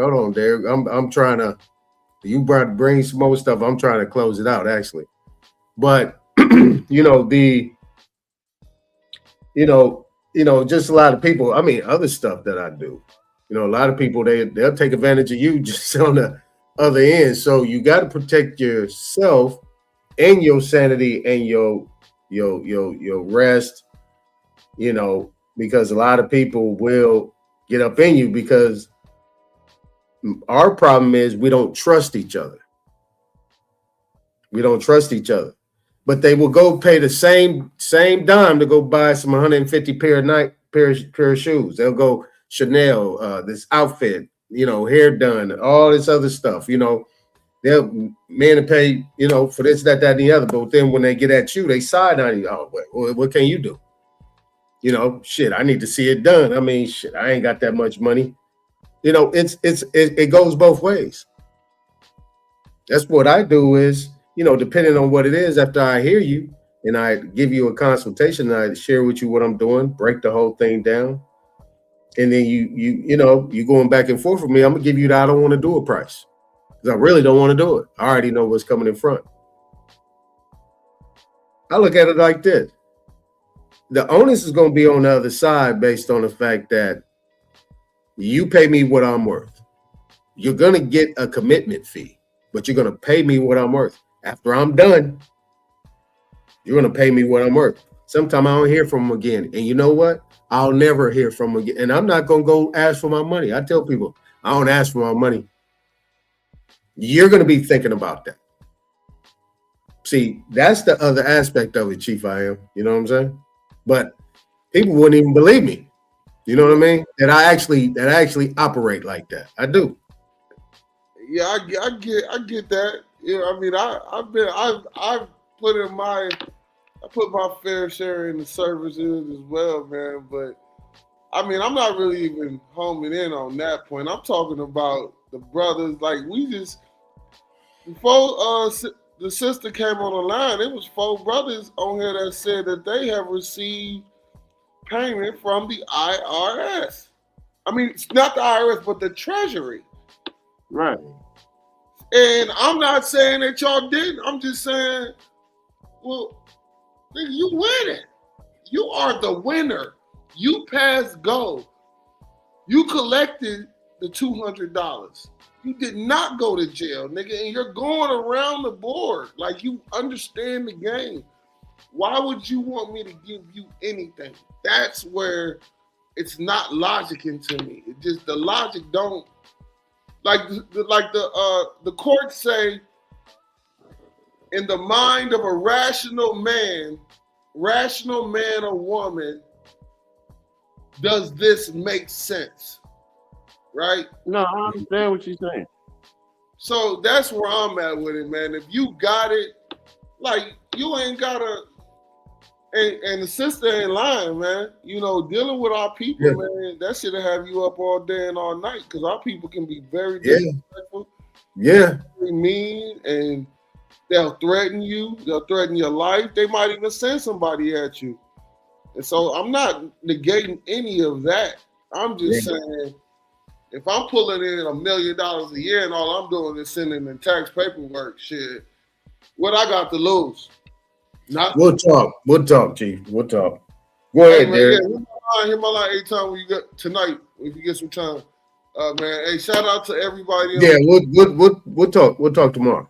Shout out to everybody in the chat, man. Love all y'all, man. Y'all be safe. All right. Much love. Go ahead, Derek. I'm simple with it, bro. Because I got, really, to be honest with you, I be having more questions than answers. Because all of it really don't make sense to me if you want me to learn this history that I've been taught. Right. Well, that's why I want you to come over here. So we'll get those answers. The principle of exchanging out of circulation money for in circulation money, it should be the only topic on colored people's mind. Period. Right. Because, like, how the fuck is we slaves if we can do this? Yeah.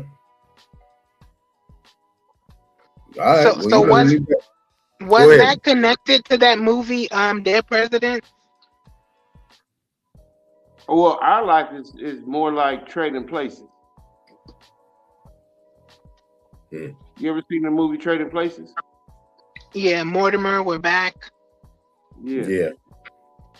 How Eddie Murphy became the rich guy and the white guy became the poor guy. The last will be the first, and the first will become last. Right. All behind a dollar bet, the dollar bill. Mm-hmm. That's what made the switch. Is the dollar bill behind the commodity, which was the company that they owned. They ran the stock market. We are the stock. Before I forget, none of your business, Isness want me to give you her email. Hold on, I'm gonna put it in the back, all right? Okay. All right, let me get this real quick. Oh, it's just that it's American Isness at Gmail. Oh, It's just, okay. yeah, it's simple. It's her name at Gmail. But that's it, Aton. That's why I be wanting to talk to you, because you know you give a good back and forth. Hell yeah, man. We're gonna make it happen. That's why I want you. That's why I want you over here. And like I said, none of your business. I appreciate you coming over here. Been waiting to talk to you. That chatting you be doing, and then I'm pretty sure you need a new goddamn keyboard, which you be going in on. But yeah, I'm using a phone. God. No, I mean you're a great mind, young lady.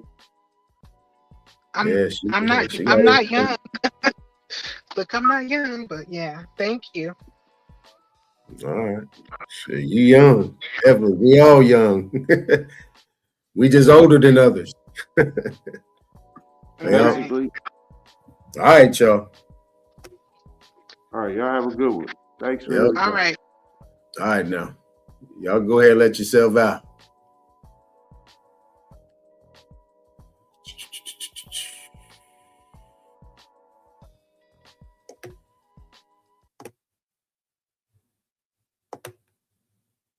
All right, you know what it is. Once the music start playing, I'm out. Peace to you, Rod, Will. All right. Everybody, Copper Draco, none of your business. Derek. Chief I Am. Who else was up here? Camilla, always. Everybody else in the background that didn't chat. Copper Color Red Indian Goddess. Appreciate you. One of these days you'll get the courage to come up here too, build with us. And outside of that, hey, we had it tomorrow. How'd y'all like my picture? Jaguar and the Panther. I kind of like that. I might throw it up there again. Anyway, on the next one.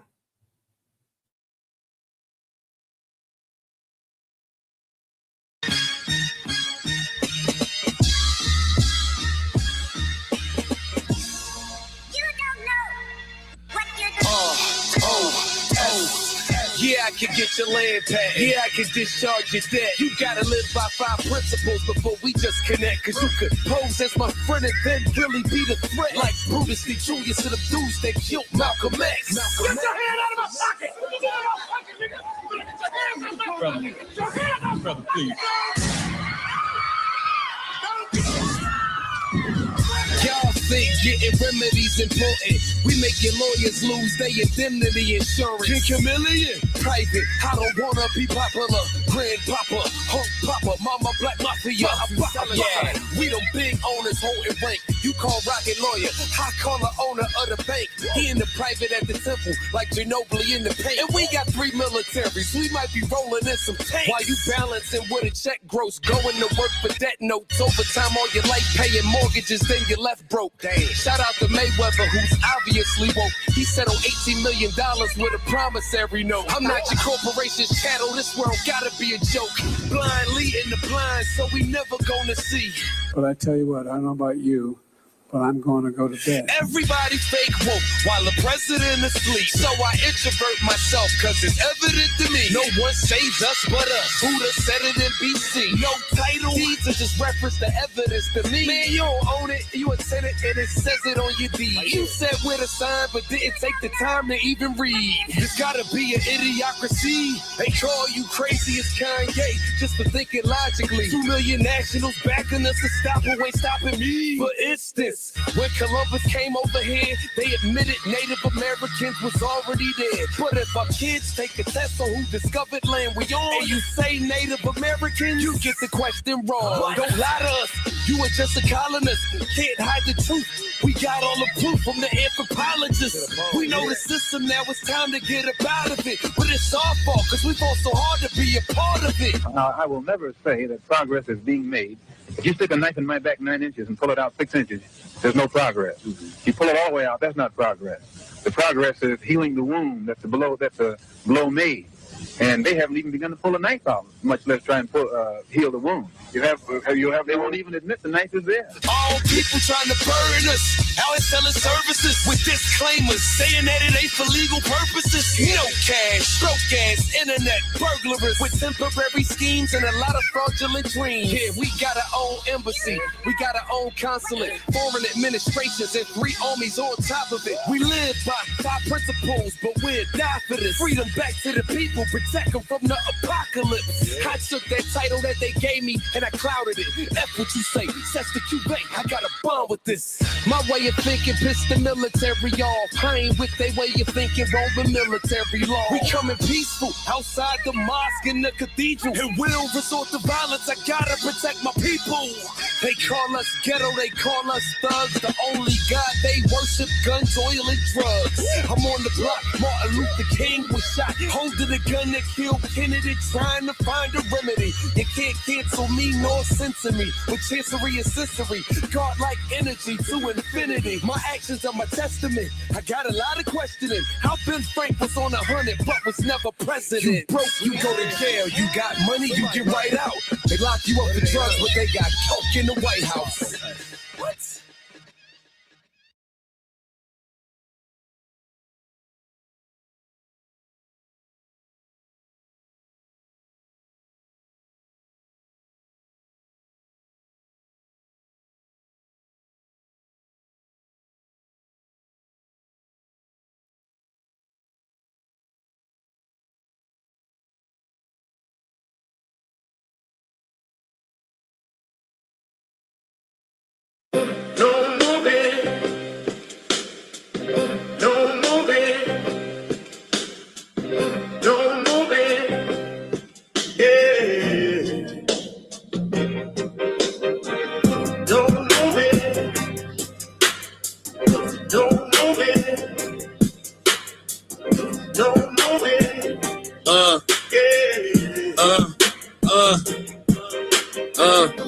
I'm the coach, quotes coded in oath with a ghost loaded focus. Chrome in the coat, king with the cloak, smoking that hocus pocus. Infinite styles, pivot and pile up the mileage. I'm wild with the science. You see the line on my avatar, iron jaw pride. I ought to devour the silence. Why you niggas steady lying? Got me laughing hard, satire and fraud. I fire the squad. Wise get crossed when I'm sparring with all the guards. Author of art, carving a mark in the bark of the market at large. Target the sharks, heart of a Spartan. I sharpen the margin with bars. You rather bargain and dodge. I'd rather you come get your taxes done. Black suit back, room facts in a stack. I'm relaxing the maximum. Get out of the pocket, the profit of rocket. Then I just might tax you punch. Bracket your funds, subtracting in chunks. Reacting to acid, you're begging to punch. Sometimes my community, hard-headed, scarred, dreading the lessons. I chart head and start spreading the message. Embedded in pressure, sovereign living. I'm private with it, no corporate percentage. Discharging death with a pen stroke. You still don't notice the vision. I've been telling y'all you don't want to debate me. Weighty and ready. Great with machetes, linguistically shredding the petty. Grab these 15 acres. Landscape major, plan made paper, land patent stamped and sacred since my campaign greater. I ain't talking about Ice-T when I say that I can show you law and order. Court recorder, I sort the torture, contort the border. I eat the case, beat the state, leave a trace of the raw supporter. Briefcase aura, got your baby mama thinking that I'm a lawyer. Seminole Indian sentiment, militant on sovereign soil. Private enrollment, tribal component. I'm the boss, you trying to employ it.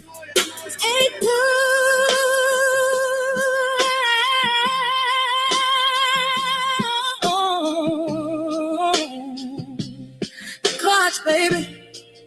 Infinite.